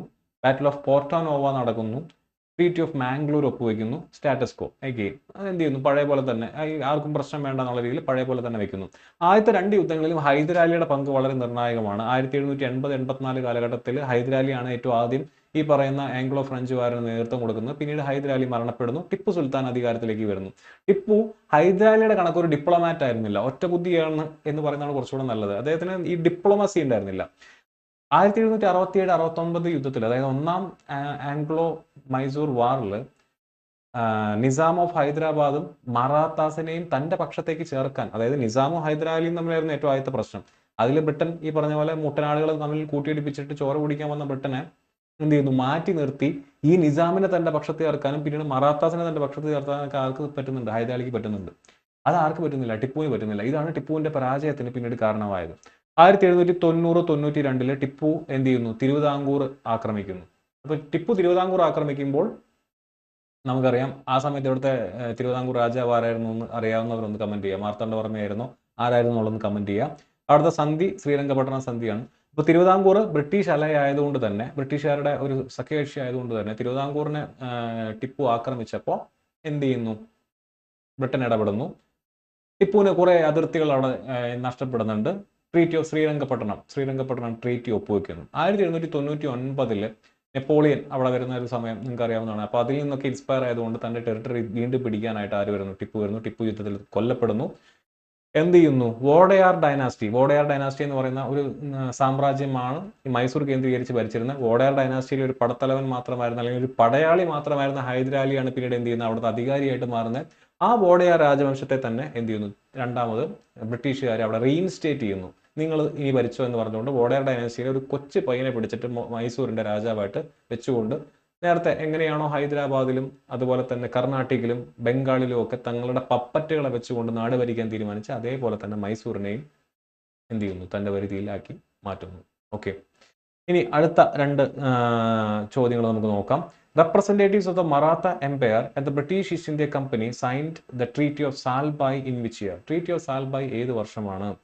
1782. In the year dash, the Maratha Empire ceased to exist with the surrender of the Marathas to the British, ending the Third Anglo-Maratha War. മൂന്നാം ആംഗ്ലോ മറാത്ത യുദ്ധം നടന്നുകൊണ്ട് മറാത്ത എംപയർ ഇല്ലാതായി, ഡിസോൾവ് ചെയ്ത് വിട്ട യുദ്ധം അല്ലെങ്കിൽ വർഷം ഏത്? 1818. ഓക്കെ, ഈ രണ്ട് ചോദ്യങ്ങളും നിങ്ങൾ ആൻസർ ചെയ്ത് കാണുമെന്ന് വിശ്വസിക്കുന്നു. മറാത്ത യുദ്ധങ്ങളും പ്രധാനപ്പെട്ട 3 യുദ്ധങ്ങളാണുള്ളത്, നമുക്ക് നോക്കാം. 1775-82 കാലഘട്ടത്തിലാണ് ഒന്നാമത്തെ യുദ്ധം നടക്കുന്നത്. അതിന് കാരണമായത് അന്നത്തെ പേശു ആയിട്ടുള്ള മാധവ് റാവുവിന്റെ മരണമാണ്. മാധവ് റാവുവിന്റെ മരണശേഷം അടുത്തത് ആര്? മാധവ് റാവുവിന്റെ മകനാണോ മാധവ് റാവുവിന്റെ സഹോദരനാണോ? അപ്പൊ രഘുനാഥ് റാവു എന്ന് പറഞ്ഞുകൊണ്ട് കുറെ കാലമായിട്ട് ഈ പറയുന്ന പേശുവായി ആവണമെന്ന് ആഗ്രഹിച്ചുകൊണ്ടിരുന്ന ഒരു വ്യക്തി ഉണ്ടായിരുന്നു. അദ്ദേഹം എന്ത് ചെയ്യുന്നു? തന്നെ സഹായിക്കണമെന്ന് പറഞ്ഞുകൊണ്ട് ബ്രിട്ടീഷുകാരെ അടുത്ത് പോയി കാണുന്നു. ബ്രിട്ടീഷുകാരായിട്ട് അദ്ദേഹം ഒപ്പുവെച്ച ഒന്നാമത്തെ സന്ധിയാണ് സൂററ്റ് സന്ധി. ബ്രിട്ടീഷ് എന്ന് പറയുമ്പോൾ ബോംബെയിലുള്ള ബ്രിട്ടീഷുകാരും ആരും തമ്മിൽ ഒപ്പുവെച്ചാണ്? നമ്മുടെ ഈ പറയുന്ന മാധവ് റാവു തമ്മിൽ ഒപ്പുവെച്ചാണ്. അപ്പോൾ റെഗുലേറ്റിംഗ് ആക്ട് ഓൾറെഡി വന്നിട്ടുണ്ട്. കമ്പനിക്ക് കൃത്യമായിട്ടുള്ള ഒരു ഹൈറാർക്കി, കൃത്യമായിട്ടില്ലെങ്കിലും കൂടെ കുറെ കാര്യങ്ങളിലൊക്കെ ആർക്കാണ് മേൽക്കോയ്മ ഉള്ളത്? കൽക്കട്ട പ്രൊവിൻസിന് കുറച്ചുകൂടെ അധികാരം വെച്ചുകൊണ്ടാണ് ഈസ്റ്റ് ഇന്ത്യ കമ്പനിയുടെ ചാർട്ടർ ആക്ട് അല്ലെങ്കിൽ റെഗുലേറ്റിംഗ് ആക്ട് ആദ്യം വരുന്നത് 1773. പക്ഷെ അതിനകത്ത് ഏതൊക്കെ കാര്യങ്ങളിലാണ് ഈ പറയുന്ന ബംഗാൾ പ്രസിഡൻസിക്ക് അധികാരമുള്ളതെന്ന് വ്യക്തത ഉണ്ടായിരുന്നില്ല. അതുകൊണ്ട് തന്നെ ട്രീറ്റി ഓഫ് സൂററ്റ്, രഘുനാഥ് റാവുവും ബോംബെ കൗൺസിലും തമ്മിൽ ഒപ്പുവെച്ച ട്രീറ്റി ഓഫ് സൂററ്റിനെ ആര് ഖണ്ഡിക്കുന്നു? കൽക്കട്ട കൗൺസിൽ പറയുന്നു നിങ്ങൾക്ക് എങ്ങനെയാണ് ഒപ്പുവെക്കാൻ പറ്റുന്നത്? ഞങ്ങളാണ് ഈ ഒപ്പുവെക്കേണ്ടതെന്ന് പറഞ്ഞിട്ട് ബ്രിട്ടീഷുകാർ തമ്മിൽ ബോംബെയിലുള്ള ബ്രിട്ടീഷുകാരും അതുപോലെ തന്നെ കൽക്കട്ടയിലുള്ള ബ്രിട്ടീഷുകാരും തമ്മിൽ തന്നെ പ്രശ്നം വരുന്നു. തൊട്ടടുത്ത വർഷം ട്രീറ്റി ഓഫ് പുരന്തർ ഒപ്പുവെക്കുന്നു. അതാരായിട്ടാണ്? കൽക്കട്ട കൗൺസിലായിട്ടാണ്. ട്രീറ്റി ഓഫ് വഡ്ഗൗൺ ഒപ്പുവെക്കുന്നു. അപ്പൊ ട്രീറ്റി ഓഫ് പുരന്തർ പ്രകാരം വേറെ പ്രശ്നങ്ങളൊന്നും വേണ്ട, നമ്മൾ രഘുനാഥ് റാവുവിനെ പെൻഷൻ തന്നെ അവിടെ ഇരുത്താം, താൻ ഇനി ഒച്ചപ്പാടമ്പാടൊന്നും ഉണ്ടാക്കില്ല എന്ന് പറഞ്ഞുകൊണ്ട് പെൻഷനൊക്കെ കൊടുത്തിരുത്തുന്നു. ട്രീറ്റി ഓഫ് വഡ്ഗൗൺ എന്ന് പറയുന്നത് എന്താണെന്ന് വെച്ച് കഴിഞ്ഞാൽ ഈ സന്ധിയെ പാടെ ലംഘിച്ചുകൊണ്ട് മറാത്താസിന്റെ ടെറിട്ടറിയിൽ, അതായത് പുരന്തർ സന്ധിയെ പാടെ ലംഘിച്ചുകൊണ്ട് മറാത്താസിന്റെ ടെറിട്ടറിയിൽ ഫ്രഞ്ചുകാർക്ക് ഒരു ഫോർട്ട് പണിയാനുള്ള അധികാരം ആര് കൊടുക്കുകയാണ്? അവിടുത്തെ നാനാ ഫട്നാവിസ് കൊടുക്കുകയാണ്. അപ്പൊ അതിന്റെ ഭാഗമായിട്ട് എന്ത് ചെയ്യുന്നു? ഒരു യുദ്ധം തന്നെ പൊട്ടിപ്പുറപ്പെടുന്നു. ട്രീറ്റി ഓഫ് വഡ്ഗൗൺ യുദ്ധം, അല്ലെങ്കിൽ ആ സന്ധി ഒപ്പുവെക്കേണ്ടി വരുന്നു. വഡ്ഗൗണിനകത്ത് ബ്രിട്ടീഷുകാർ പരാജയപ്പെടുകയാണ്. മറാത്താസ് ആക്ച്വലി അവിടെ യുദ്ധത്തിൽ ജയിക്കുകയാണ്. ആൻഡ് ട്രീറ്റി ഓഫ് വഡ്ഗൗൺ ഒപ്പുവെക്കുന്നു. പിന്നീട് വീണ്ടും സമാധാനം പുനഃസ്ഥാപിക്കുന്നതിന് വേണ്ടി ട്രീറ്റി ഓഫ് സാൽബായ് എന്ന് പറഞ്ഞുകൊണ്ട് ട്രീറ്റി ഒപ്പുവെക്കുന്നു വർഷം 1782. അതോടുകൂടിയാണ് ആംഗ്ലോ മറാത്ത യുദ്ധം അവിടെ അവസാനിക്കുന്നത്. ഓക്കെ, സ്റ്റാറ്റസ് കോ പഴയ നിലയിൽ തന്നെ സമാധാനത്തിന്റെ പാതയിൽ തുടരാനായിട്ട് തീരുമാനിക്കുന്നു. 1803-1805 യശ്വന്ത് റാവു ഹോൾക്കർ വേഴ്സസ് ബാജിറാവു രണ്ടാമൻ. ഈ ബാജിറാവു രണ്ടാമനാണ് ഈ പ്രശ്നങ്ങൾ മുഴുവൻ ഉണ്ടാക്കിയത്. ബാജിറാവു രണ്ടാമൻ അച്ഛനെ പോലെ തന്നെ. അച്ഛനാണ് ആര്? രഘുനാഥ് റാവു. അപ്പോൾ രഘുനാഥ് റാവുവിന് പണ്ട് തൊട്ട് ബ്രിട്ടീഷുകാരുടെ സപ്പോർട്ട് ഉണ്ട്. രഘുനാഥ് റാവുവിന് ശേഷം ബാജിറാവു രണ്ടാമൻ വരുന്നു. ബാജിറാവു രണ്ടാമൻ, രഘുനാഥ് റാവു ഒരു കാലത്തും പേശുവ ആയിട്ടില്ല. ഒരു ചെറിയ സ്പാൻ ഓഫ് ടൈമിലാണ് അദ്ദേഹത്തിന് പേശുവ ആവാനായിട്ട് പറ്റിയിട്ടുള്ളത്. പിന്നെ പെൻഷൻ കൊടുത്തിരുത്താണ് ചെയ്തത്. രഘുനാഥ് റാവുവിന്റെ മകനായിട്ടുള്ള ബാജിറാവു രണ്ടാമന് തുടക്കം തൊട്ട് ബ്രിട്ടീഷുകാരുടെ സപ്പോർട്ട് ഉണ്ട്. പക്ഷെ അദ്ദേഹം ഒരു ഊളയായിരുന്നു എന്ന് വേണം പറയാനായിട്ട്. യശ്വന്ത് റാവു ഹോൾക്കർ എന്ന് പറയുന്ന ഈ പറയുന്ന മറാത്ത കോൺഫെഡറസി, ഹോൾക്കർസ്, സിന്ധ്യാസ്, പേശ്വാസ് ഇങ്ങനെ അടങ്ങുന്ന ഒരുപാട് പേരടങ്ങുന്ന ഒരു കോൺഫെഡറസിയാണ്. അതിൽ യശ്വന്ത് റാവു ഹോൾക്കറിന്റെ ഒരു റിലേറ്റീവിനെ ബാജിറാവു രണ്ടാമൻ എന്ത് ചെയ്യുന്നു? വധിക്കുന്നു. അപ്പോൾ യശ്വന്ത് റാവു ഹോൾക്കർ അത്യാവശ്യം പവർഫുൾ ആയിട്ടുള്ള വ്യക്തിയാണ്. അദ്ദേഹം എന്ത് ചെയ്യുന്നു? ഇതിന് റിവഞ്ച് എടുക്കാൻ പോകുന്നു. ബാജിറാവു രണ്ടാമൻ നേരെ ബ്രിട്ടീഷുകാരുടെ കാൽക്കൽ പോവുകയാണ്, എന്നെ രക്ഷിക്കണം എന്ന് പറയുന്നു. ബ്രിട്ടീഷുകാർ നീ രക്ഷിക്കുകയൊക്കെ ചെയ്യാം, ഈ ടെറിട്ടറി എനിക്ക് ഞങ്ങളോട് വിധേയപ്പെട്ട് നിൽക്കുന്ന രീതിയിൽ സബ്സിഡറി അലയൻസ് പോലെയുള്ള ഒരു സന്ധി ഒപ്പുവെച്ചാൽ ഓക്കെയാണ് എന്നുള്ള രീതിയിൽ പറയുന്നു. അയാൾ കണ്ട പേപ്പറിലൊക്കെ ഒപ്പിട്ട് കൊടുക്കുന്നു. ബാറ്റിൽ ഓഫ് പൂനെയിൽ ഈ പറയുന്ന ഹോൾക്കറെ ആര് ഒതുക്കുന്നു? ബ്രിട്ടീഷുകാർ ഒതുക്കുന്നു. ട്രീറ്റി ഓഫ് ബസേൻ ഒപ്പുവെക്കുന്നു. ബ്രിട്ടീഷ് ഡോമിനൻസ് അവിടെ അതിനോടകം തന്നെ വ്യക്തമാണ് അല്ലെ. പേശ്വ നേരിട്ടാണ് ആരെടുത്തേക്ക് പോകുന്നത്? ബ്രിട്ടീഷുകാരെടുത്തേക്ക് പോകുന്നത്. പേശ്വ എന്ന് പറയുന്നത് മറാത്താസിന്റെ അങ്ങേയറ്റത്തെ പവർഫുൾ ആയിട്ടുള്ള ഒരു പോസ്റ്റാണ്. അവർ നേരിട്ട് പോയിട്ട് ബ്രിട്ടീഷുകാരെടുത്ത് ഈ പറയുന്ന പോലെ എന്നെ രക്ഷിക്കണമെന്ന് പറഞ്ഞ് ചെല്ലുമ്പോൾ ഒബ്വിയസ്ലി അവിടെ എന്ത് ചെയ്യുന്നു? ഈ പറഞ്ഞ പോലെ ഒരു സംഭവം നടക്കുക. 17-19 കാലഘട്ടത്തിൽ, 1817-19 കാലഘട്ടത്തിലെ പിൻഡാരീസ് കമ്പനിനെ അറ്റാക്ക് ചെയ്യുന്നു. അപ്പോൾ ആരാണ് പിൻഡാരീസ്? മറാത്താസിന് വേണ്ടി വർക്ക് ചെയ്തിരുന്ന മെഴ്സിനറീസ് ആണ്. ഞാൻ നേരത്തെ പറഞ്ഞിരുന്നു മറാത്താസിന്റെ മെയിൻ പണി എന്താണ്? തൊട്ടടുത്ത് കിടക്കുന്ന സ്ഥലങ്ങളെയൊക്കെ ലൂട്ട് ചെയ്യുക, കൊള്ളയടിക്കുക, അവിടെ നിന്ന് സർദേശ് ചൗദ് തുടങ്ങിയ ടാക്സുകൾ അവരുടെ മുകളിൽ ഇമ്പോസ് ചെയ്യുക. അപ്പൊ അവിടെ അവർക്ക് വേണ്ടി സേവനമനുഷ്ഠിച്ചിരുന്ന ഈ പറയുന്ന കൊള്ളക്കാരാണ്, അല്ലെങ്കിൽ കൊള്ളക്കാരുടെ ഒരു കാറ്റഗറിയിൽ വരുന്ന ആളുകളാണ് പിൻഡാരികൾ. മറാത്താസ് ബ്രിട്ടീഷ് ഡോമിനൻസിന്റെ കീഴിൽ വന്നപ്പോൾ പിൻഡാരികളുടെ പണി അവിടെ എന്ത് ചെയ്തു? ഇല്ലാതായി അല്ലെ. പൈക്കാസി പറഞ്ഞ പോലെയായിരുന്നു പൈക്ക റിബല്യൻ. അതും 1817 നടക്കുന്നതാണ്. ഈ പൈക്ക റിബല്യനെ പോലെ തന്നെ പിൻഡാരിസിനും ഇവിടെ പറഞ്ഞ പോലെ ശക്തി ഇല്ലാതായപ്പോൾ അവര് റിബൽ ചെയ്യുന്നു. അവര് റിബൽ ചെയ്തുകൊണ്ട് അവരുടെ നേരത്തെ ചെയ്തിരുന്ന പോലെ തന്നെ അപ്പുറത്തപ്പുറത്തൊക്കെ പോയി ആക്രമിച്ചു. പക്ഷെ ഇങ്ങനെ ആക്രമിച്ചതിൽ ബ്രിട്ടീഷുകാരുടെ ടെറിട്ടറി കൂടെ ഉണ്ടായിരുന്നു. അപ്പൊ ബ്രിട്ടീഷുകാർ എന്ത് ചെയ്യുന്നു? തിരിച്ച് അറ്റാക്ക് ചെയ്യുന്നു. ഈ പറയുന്ന അപ്പൊ പിൻഡാരീസ് പറഞ്ഞിട്ട് ബാജിറാവു രണ്ടാമൻ്റെ അടുത്ത് പോയിട്ട് പറയുന്നു, നിങ്ങളല്ലേ പേശുവ, നിങ്ങൾ നേരത്തെ ബ്രിട്ടീഷുകാരുടെ കൈയും കാലൊക്കെ പിടിച്ചിട്ടുണ്ടെങ്കിൽ നിങ്ങൾ എന്ത് ചെയ്യണം? ഇപ്പൊ ഞങ്ങളുടെ തലവനായിട്ട് വരണം, നമുക്ക് മറാത്താസിന് പഴയ പ്രൗഢിയിലേക്ക് തിരിച്ചു വരണം, ബ്രിട്ടീഷുകാരോട് പോയി പണി നോക്കാൻ പറയണം എന്നൊക്കെ പറഞ്ഞുകൊണ്ട് ബാജിറാവു രണ്ടാമൻ ഈ യുദ്ധത്തിന്റെ മുൻനിരയിൽ നിന്നുകൊണ്ട് യുദ്ധത്തിന് വേണ്ടി പോകുന്നു. പക്ഷെ തോറ്റു തുന്നം പാടുന്നു. മറാത്താസ് കോൺഫെഡറസിനെ കംപ്ലീറ്റ്ലി എന്ത് ചെയ്യുന്നു? ഡിസോൾവ് ചെയ്ത് വിടുന്നു. ഈ പറയുന്ന പേശ്വാസോ സിന്ധ്യാസോ ഹോൾക്കർസോ പിന്നെ അവിടെ അവർക്ക് യാതൊരു വിധത്തിലുള്ള സ്ഥാനമില്ലാത്തൊരവസ്ഥ വരികയാണ്. ട്രീറ്റി ഓഫ് പൂനെ ട്രീറ്റിയാണ് അവിടെ പേശ്വാസായിട്ട് ഒപ്പുവെക്കുന്ന ട്രീറ്റി എന്ന് പറയുന്നത്. ഓക്കെ, അപ്പൊ ആ രീതിയിൽ മറാത്ത എംപയറും കംപ്ലീറ്റ്ലി ആരുടെ കയ്യിലേക്ക് വരികയാണ്? ബ്രിട്ടീഷുകാരുടെ കയ്യിലേക്ക് വരുന്നതായിട്ട് നമുക്ക് കാണാനായിട്ട് സാധിക്കും. ഓക്കെ, അപ്പൊ ഇത്രയാണ് ബ്രിട്ടീഷ് കോൺക്വസ്റ്റ് എന്ന് പറയുന്ന ഭാഗത്ത് നിന്ന് ചോദ്യങ്ങൾ ഉണ്ടായിരുന്നത്. ഇത്രയാണ് നിങ്ങൾ പ്രധാനമായിട്ടും പഠിച്ചു വെക്കേണ്ടത്. ഓക്കെ, അടുത്ത ടോപ്പിക് എന്ന് പറയുന്നത് ഏതാണ്? ഇന്ത്യൻ റിനൈസൻസ് ആണ്. അപ്പൊ ഇവിടെ നിന്ന് ചോദിച്ചിട്ടുള്ള ചോദ്യങ്ങൾ നമുക്ക് നോക്കാം. The Indian Social Conference started the pledge movement. What was its purpose? Indian Social Conference എന്ന് പറയുന്ന സംഘടന ഒരു പ്ലഡ്ജ് മൂവ്മെന്റ് സ്റ്റാർട്ട് ചെയ്തിരുന്നു. എന്തായിരുന്നു അതിന്റെ പർപ്പസ് എന്ന് പറയുന്നത്? എന്തായിരുന്നു? ചൈൽഡ് മാരേജ് പ്രൊഹിബിറ്റ് ചെയ്യാനുള്ളതാണ്. ഇനി during British rule the Sharda act was passed in 1929 preventing. Sharda act എന്തിനു വേണ്ടിയിട്ടുള്ളതായിരുന്നു? ചൈൽഡ് മാരേജ് ഈ പറഞ്ഞ പോലെ പ്രിവെന്റ് ചെയ്യുന്നതിന് വേണ്ടിയിട്ടായിരുന്നു എന്ത് ഉണ്ടായിരുന്നത്? ശാരദ ആക്ട് ഉണ്ടായിരുന്നു. ഓക്കെ, ഇനി during the British rule who had improved the rights of woman. സ്ത്രീകൾക്ക് വേണ്ടി പോരാടിയിട്ടുള്ള വ്യക്തി ആരാന്ന് വെച്ച് കഴിഞ്ഞാൽ പണ്ഡിത രമാഭായ് ആണ്. അടുത്ത് the law that permitted widows to remarry, Hindu widow remarriage act ഏത് വർഷമാണ് പാസ്സാക്കിയത്? 1856 പാസ്സാക്കിയത്. അപ്പോൾ റിനൈസൻസുമായിട്ട് ബന്ധപ്പെട്ട് ഓൾറെഡി ഡീറ്റെയിൽ ആയിട്ടുള്ള ഒരു വീഡിയോ നമ്മുടെ യൂട്യൂബിൽ കിടപ്പുണ്ട്, പാർട്ട് 1 വീഡിയോ. അത് നിങ്ങൾക്ക് കാണാവുന്നതാണ്. അത് കണ്ടാൽ നിങ്ങൾക്ക് ഒരുവിധം ഐഡിയ ഒക്കെ കിട്ടും. പിന്നെ നമ്മുടെ ക്ലാസ് കണ്ടുള്ള കുട്ടികൾക്ക് കുറച്ചുകൂടി റിനൈസൻസ് ലീഡേഴ്സിനെ വെച്ചിട്ടുള്ള ഒരു പാർട്ട് വീഡിയോസ് കൂടെ നമ്മൾ ചെയ്തിട്ടുണ്ടായിരുന്നു. അത് നമ്മുടെ ക്ലാസ്സിലാണ് അവൈലബിൾ ആയിട്ടുള്ളത്. ഇനി അതല്ല, നിങ്ങൾ പഠിച്ചു വന്നിട്ടുണ്ടെങ്കിൽ നിങ്ങൾക്ക് വ്യക്തമായിട്ടുള്ള ഒരു ധാരണ കിട്ടും ഈ ചോദ്യങ്ങളൊക്കെ എവിടെ നിന്നാണ് ചോദിച്ചിരിക്കുന്നത് എന്നുള്ളതിനെ പറ്റി. ഓക്കെ, അപ്പോൾ നമുക്ക് റിനൈസൻസുമായിട്ട് ബന്ധപ്പെട്ട് ഇമ്പോർട്ടൻ്റ് ആയിട്ടുള്ള കുറച്ച് ഫാക്റ്റുകൾ നോക്കാം.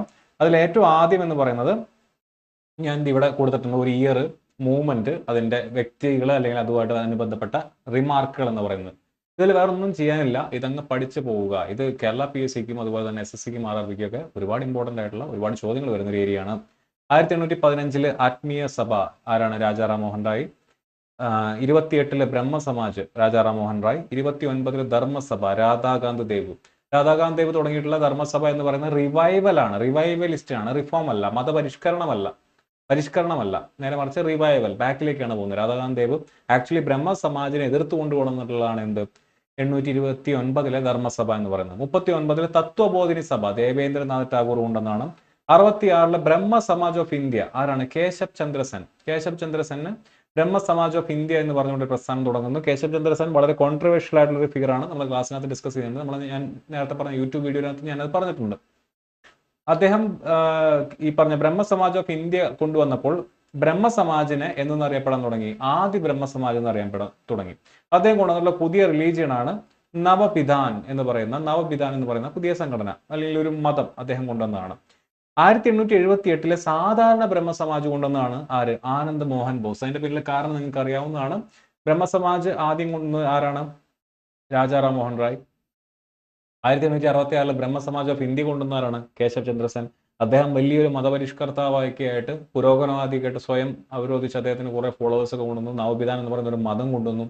അങ്ങനെയൊക്കെ വന്നു നിൽക്കുന്ന സമയത്ത് അദ്ദേഹത്തിന്റെ മകളെ മൈനർ ആയിട്ടുള്ള കൊച്ചു പെൺകുട്ടിയെ എന്ത് ചെയ്യുന്നു? ഒരു രാജകുമാരന് കല്യാണം കഴിച്ചു കൊടുക്കുന്നു. അപ്പോൾ തന്റെ പുരോഗമനമൊക്കെ ഇത്രയേ ഉള്ളൂ എന്ന് മനസ്സിലാക്കിക്കൊണ്ട് ബ്രഹ്മ സമാജ് ഓഫ് ഇന്ത്യയിൽ നിന്ന് സ്പ്ലിറ്റ് ചെയ്തുകൊണ്ട് സാധാരണ ബ്രഹ്മ സമാജ് എന്ന് പറയുന്ന ഒരു സംഘടന 1878 ആനന്ദ് മോഹൻ ബോസ് എന്ത് ചെയ്യുന്നു? എസ്റ്റാബ്ലിഷ് ചെയ്യുന്നു. ഓക്കെ, ഈ പറഞ്ഞ എല്ലാ സംഘടനകളും നിങ്ങൾ ഇപ്പോൾ സ്ലൈഡിൽ കാണുന്ന എല്ലാ സംഘടനകളും ബംഗാളിലുള്ളതാണ്. അപ്പോൾ നിങ്ങളുടെ PDF-നകത്ത് നിങ്ങൾക്ക് PDF ഡൗൺലോഡ് ചെയ്ത് നിങ്ങൾ പ്രിന്റ് ഔട്ട് എടുക്കുകയാണെന്നുണ്ടെങ്കിൽ ബംഗാൾ എന്ന് കൂടെ സൈഡിൽ എഴുതി വെച്ചാൽ ബംഗാളിലെ പ്രധാനപ്പെട്ട മതപരിഷ്കരണ സംഘടനകൾ, പ്രത്യേകിച്ച് ഹിന്ദു കമ്മ്യൂണിറ്റി ബേസ് ചെയ്തുള്ള റിലീജിയസ് റിഫോം മൂവ്മെന്റ്സ് ആണ് ഞാനിവിടെ കൊടുത്തിട്ടുള്ളത്. ഓക്കെ, അടുത്തത് ഇത് കുറച്ചുകൂടെ നമ്മുടെ ഈ പറയുന്ന ഡെക്കാൻ ഏരിയ കേന്ദ്രീകരിച്ചുകൊണ്ട് അല്ലെങ്കിൽ ബോംബെ ഏരിയ കേന്ദ്രീകരിച്ചുകൊണ്ടുള്ള സംഘടനകളാണ് ഇവിടെ കൊടുത്തിരിക്കുന്നത്. 1849 പരമഹംസ മണ്ഡലി ആരാണ്? ദദാബോ പാണ്ഡുരാങ്ങും മേത്താജി ദുർഗാരാമുമാണ്. 67 പ്രാർത്ഥനാ സമാജ് തുടങ്ങുന്നത് ആത്മാറാം പാണ്ഡുരാങ്ങാണ്. അതിന് ആര് ഹെൽപ്പ് ചെയ്യുന്നുണ്ട്? നേരത്തെ പറഞ്ഞ കേശബ് ചന്ദ്ര സെൻ ഹെൽപ്പ് ചെയ്യുന്നുണ്ട്.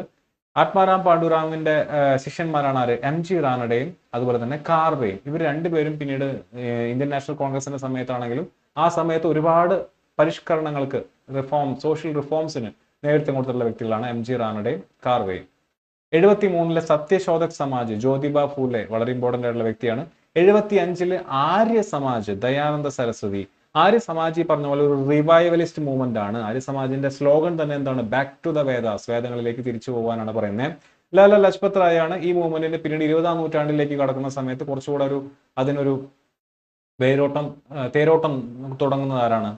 ലാല ലജ്പത് റായ് ആണ്. 1887 Dev Samaj Shivnarayan Agnihotri. 1893 widows home association നേരത്തെ പറഞ്ഞ MG റാനഡെയും കാർവെയും. ആത്മാറാം പാണ്ഡുരാങ്ങിന്റെ ശിഷ്യന്മാരായിട്ടുള്ള MG റാനഡെയും കാർവെയും. 905 servants of India society Gopalakrishna ഗോഖലെയും MG റാനഡെയും. 911 social service league NM Joshi. ഈ സംഘടനകളെല്ലാം തന്നെ ഈ പറഞ്ഞ ഡെക്കാൻ ഏരിയ കേന്ദ്രീകരിച്ചുകൊണ്ട് അല്ലെങ്കിൽ ബോംബെ ഏരിയ കേന്ദ്രീകരിച്ചുകൊണ്ടാണ് പ്രധാനമായിട്ടും പ്രവർത്തനം ആരംഭിച്ചിരുന്നത്. ഇനി സൗത്ത് ഇന്ത്യ കേന്ദ്രീകരിച്ചുകൊണ്ടുള്ള സംഘടനകൾ നിങ്ങൾക്ക് അറിയാവുന്നതാണ്. 903 SNDP ശ്രീനാരായണ ഗുരു. 905 ഒക്കലിക സംഘ, അതൊരു ഗ്രൂപ്പ് ഓഫ് പീപ്പിൾ തുടങ്ങിയതാണ്. 917 ജസ്റ്റിസ് മൂവ്മെന്റ് നിങ്ങൾക്ക് അറിയാവുന്ന CN മുതലിയാർ, TM നായർ, അതുപോലെ തന്നെ P ത്യാഗരാജ. 924 വൈക്കം സത്യാഗ്രഹവുമായിട്ട് ബന്ധപ്പെട്ടുള്ള temple entry proclamation TK Madhavan, KK എളപ്പൻ, KP Kesava Menon, EV Ramaswamy Naicker അഥവാ പെരിയോർ, ഇവരെല്ലാം ഈ പറഞ്ഞ ഇതുമായിട്ട് ബന്ധപ്പെട്ടുള്ളതാണ്. ഞാൻ ഓടിച്ചു പറഞ്ഞു പോകുന്നത്. ഇതിനപ്പുറത്തേക്ക് വേറെ ഒന്നും ചോദ്യം വരാൻ സാധ്യതയില്ല. ഈ ടേബിളിനകത്ത് കൊടുത്താണ് മാക്സിമം ചോദിക്കാൻ സാധ്യതയുള്ളൂ. 31 ടെമ്പിൾ എൻട്രി ഗുരുവായൂർ സത്യാഗ്രഹ, KK എളപ്പൻ, AKG, P കൃഷ്ണപിള്ള തുടങ്ങിയവരാണ് അവിടെ ഉണ്ടായിരുന്നത്. ഓക്കെ, ഇനി ഇത് ഓൾ ഇന്ത്യ തരത്തിലുള്ള പ്രധാനപ്പെട്ട മൂവ്മെന്റ്സ് ആണ്. 1861 രാധാസ്വാമി മൂവ്മെന്റ്, തുളസിരാമും അതുപോലെ തന്നെ ശിവദയാൽ സാഹിബും. 1875 തിയോസഫിക്കൽ സൊസൈറ്റി മാഡം ബ്ലവേർസ്കി മോസ്കോട്ടുമാണ് തുടങ്ങി വെച്ചതെന്നുണ്ടെങ്കിലും ആനി ബസന്റ് ഇന്ത്യയിൽ അതിന് 1907 എന്ത് ചെയ്യുന്നു? കൊണ്ടുവരാണ് ഉണ്ടാവുന്നത്. 1887 ഇന്ത്യൻ സോഷ്യൽ കോൺഫറൻസ്, ഇത് MG റാനഡെയാണ്. ഇന്ത്യൻ സോഷ്യൽ കോൺഫറൻസ് എന്ന് പറയുന്നത് ഇന്ത്യൻ നാഷണൽ കോൺഗ്രസിന്റെ തന്നെ ഈ പറഞ്ഞ പോലെ സാമൂഹ്യ പരിഷ്കരണവുമായിട്ട് ബന്ധപ്പെട്ടിരിക്കുന്ന ഒരു വിങ് ആണ്. പാരലായിട്ടാണ് രണ്ടും പ്രവർത്തിച്ചു വന്നിരുന്നത്. 897 രാമകൃഷ്ണ മിഷൻ സ്വാമി വിവേകാനന്ദനാണ് എസ്റ്റാബ്ലിഷ് ചെയ്തിട്ടുള്ളത്. അപ്പൊ ഇത്രയും ഈ പറഞ്ഞ പോലെ നവോത്ഥാന സംഘടനകളെയും അതിന്റെ വർഷവും അതിന്റെ പ്രൊപ്പണൻസിനെയും കൃത്യമായിട്ട് നിങ്ങൾ പഠിച്ചു പോവുക. ഇനി പ്രീ കോൺഗ്രസ് ഓർഗനൈസേഷൻ, ഞാൻ ഇതിനകത്തുനിന്ന് ചോദ്യങ്ങൾ ഇട്ടിട്ടില്ല. ചോദ്യങ്ങൾ ഇതിന് മുന്നേ അത്ര കണ്ടങ്ങ് നമ്മുടെ RRB എക്സാംസിന് ചോദിച്ച് കണ്ടിട്ടില്ല. പക്ഷെ എന്നിരുന്നാലും നിങ്ങൾ ഈ കാണുന്ന ഒരു ടേബിൾ കൃത്യമായിട്ട് പഠിച്ചു പോകാനായിട്ട് നോക്കുക. കോൺഗ്രസിന് മുന്നേ ഇന്ത്യയിൽ ഫോം ചെയ്തിട്ടുള്ള രാഷ്ട്രീയ സംഘടനകളാണ് ഇതെല്ലാം. ഏറ്റവും ആദ്യത്തെ സംഘടന എന്ന് പറയാൻ പറ്റില്ല, എന്നാൽ ഏറ്റവും ആദ്യത്തെ പോപ്പുലർ ആയിട്ടുള്ള സംഘടന എന്ന് പറയുന്നത് ബ്രിട്ടീഷ് ഇന്ത്യ അസോസിയേഷൻ ആണ്. കൽക്കട്ടയിൽ 1851 ദേവേന്ദ്രനാഥ് ടാഗോറാണ് അതിന് നേതൃത്വം കൊടുത്തിട്ടുള്ളത്. ഓക്കെ, മദ്രാസ് നേറ്റീവ് അസോസിയേഷൻ മദ്രാസിൽ 1852 CY മുതലിയാർ. ബോംബെ അസോസിയേഷൻ ബോംബെയിൽ 1852 ജഗ്നാഥ് ശങ്കർ സേത്ത് എന്ന് പറയുന്നത്. ഈസ്റ്റ് ഇന്ത്യ അസോസിയേഷൻ ലണ്ടനിൽ 1866 ദാദാഭായ് നവറോജിയാണ്. പൂനെ സാർവജനിക് സഭ പൂനെയിൽ 1870 MG റാനഡെ. ഇന്ത്യ സൊസൈറ്റി ലണ്ടനിൽ 1872 ആനന്ദ് മോഹൻ ബോസ്, ഇദ്ദേഹം തന്നെയാണ് സാധാരണ ബ്രഹ്മ സമാജം ഫൗണ്ട് ചെയ്തത്. ബോംബെ പ്രസിഡൻസി അസോസിയേഷൻ ബോംബെയിൽ 1885 ഫിറോസ് ഷാ മേത്ത, KT തൈലാങ് ആൻഡ് അതുപോലെ തന്നെ ബദ്രുദ്ദീൻ ത്യാബ്ജി.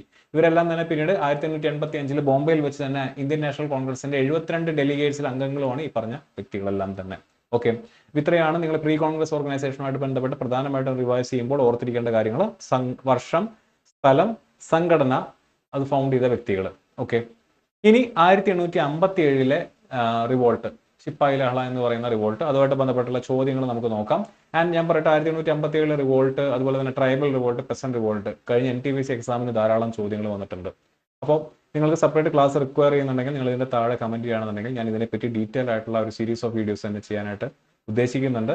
താല്പര്യമുണ്ടെങ്കിൽ, നിങ്ങളുടെ താല്പര്യം അറിഞ്ഞാൽ എനിക്കതൊരു മോട്ടിവേഷൻ ആയിരിക്കും. ഈ 1857 റിവോൾട്ടും അതുപോലെ തന്നെ ട്രൈബൽ റിവോൾട്ടിനെയും പെസന്റ് റിവോൾട്ടിനെയും എല്ലാം വെച്ചുകൊണ്ട് വീഡിയോസ് ചെയ്യാനായിട്ട് ഇതിന് മുന്നേ 1-2 വീഡിയോസിൽ 1-2 കുട്ടികൾ നമ്മുടെ അടുത്ത് ചോദിച്ചിട്ടുണ്ടായിരുന്നു. നിങ്ങൾക്കും താല്പര്യമുണ്ടെങ്കിൽ നിങ്ങൾ ഇതിന്റെ താഴെ കമന്റ് ചെയ്യുക.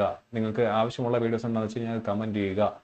അതുപോലെ തന്നെ അതിന് ഈ പറഞ്ഞ പോലെ ഒരു വീഡിയോ നിങ്ങൾക്ക് ഇഷ്ടപ്പെട്ട ഒരു കമന്റ് കണ്ടാൽ അതിനെ ലൈക്ക് ചെയ്യുക.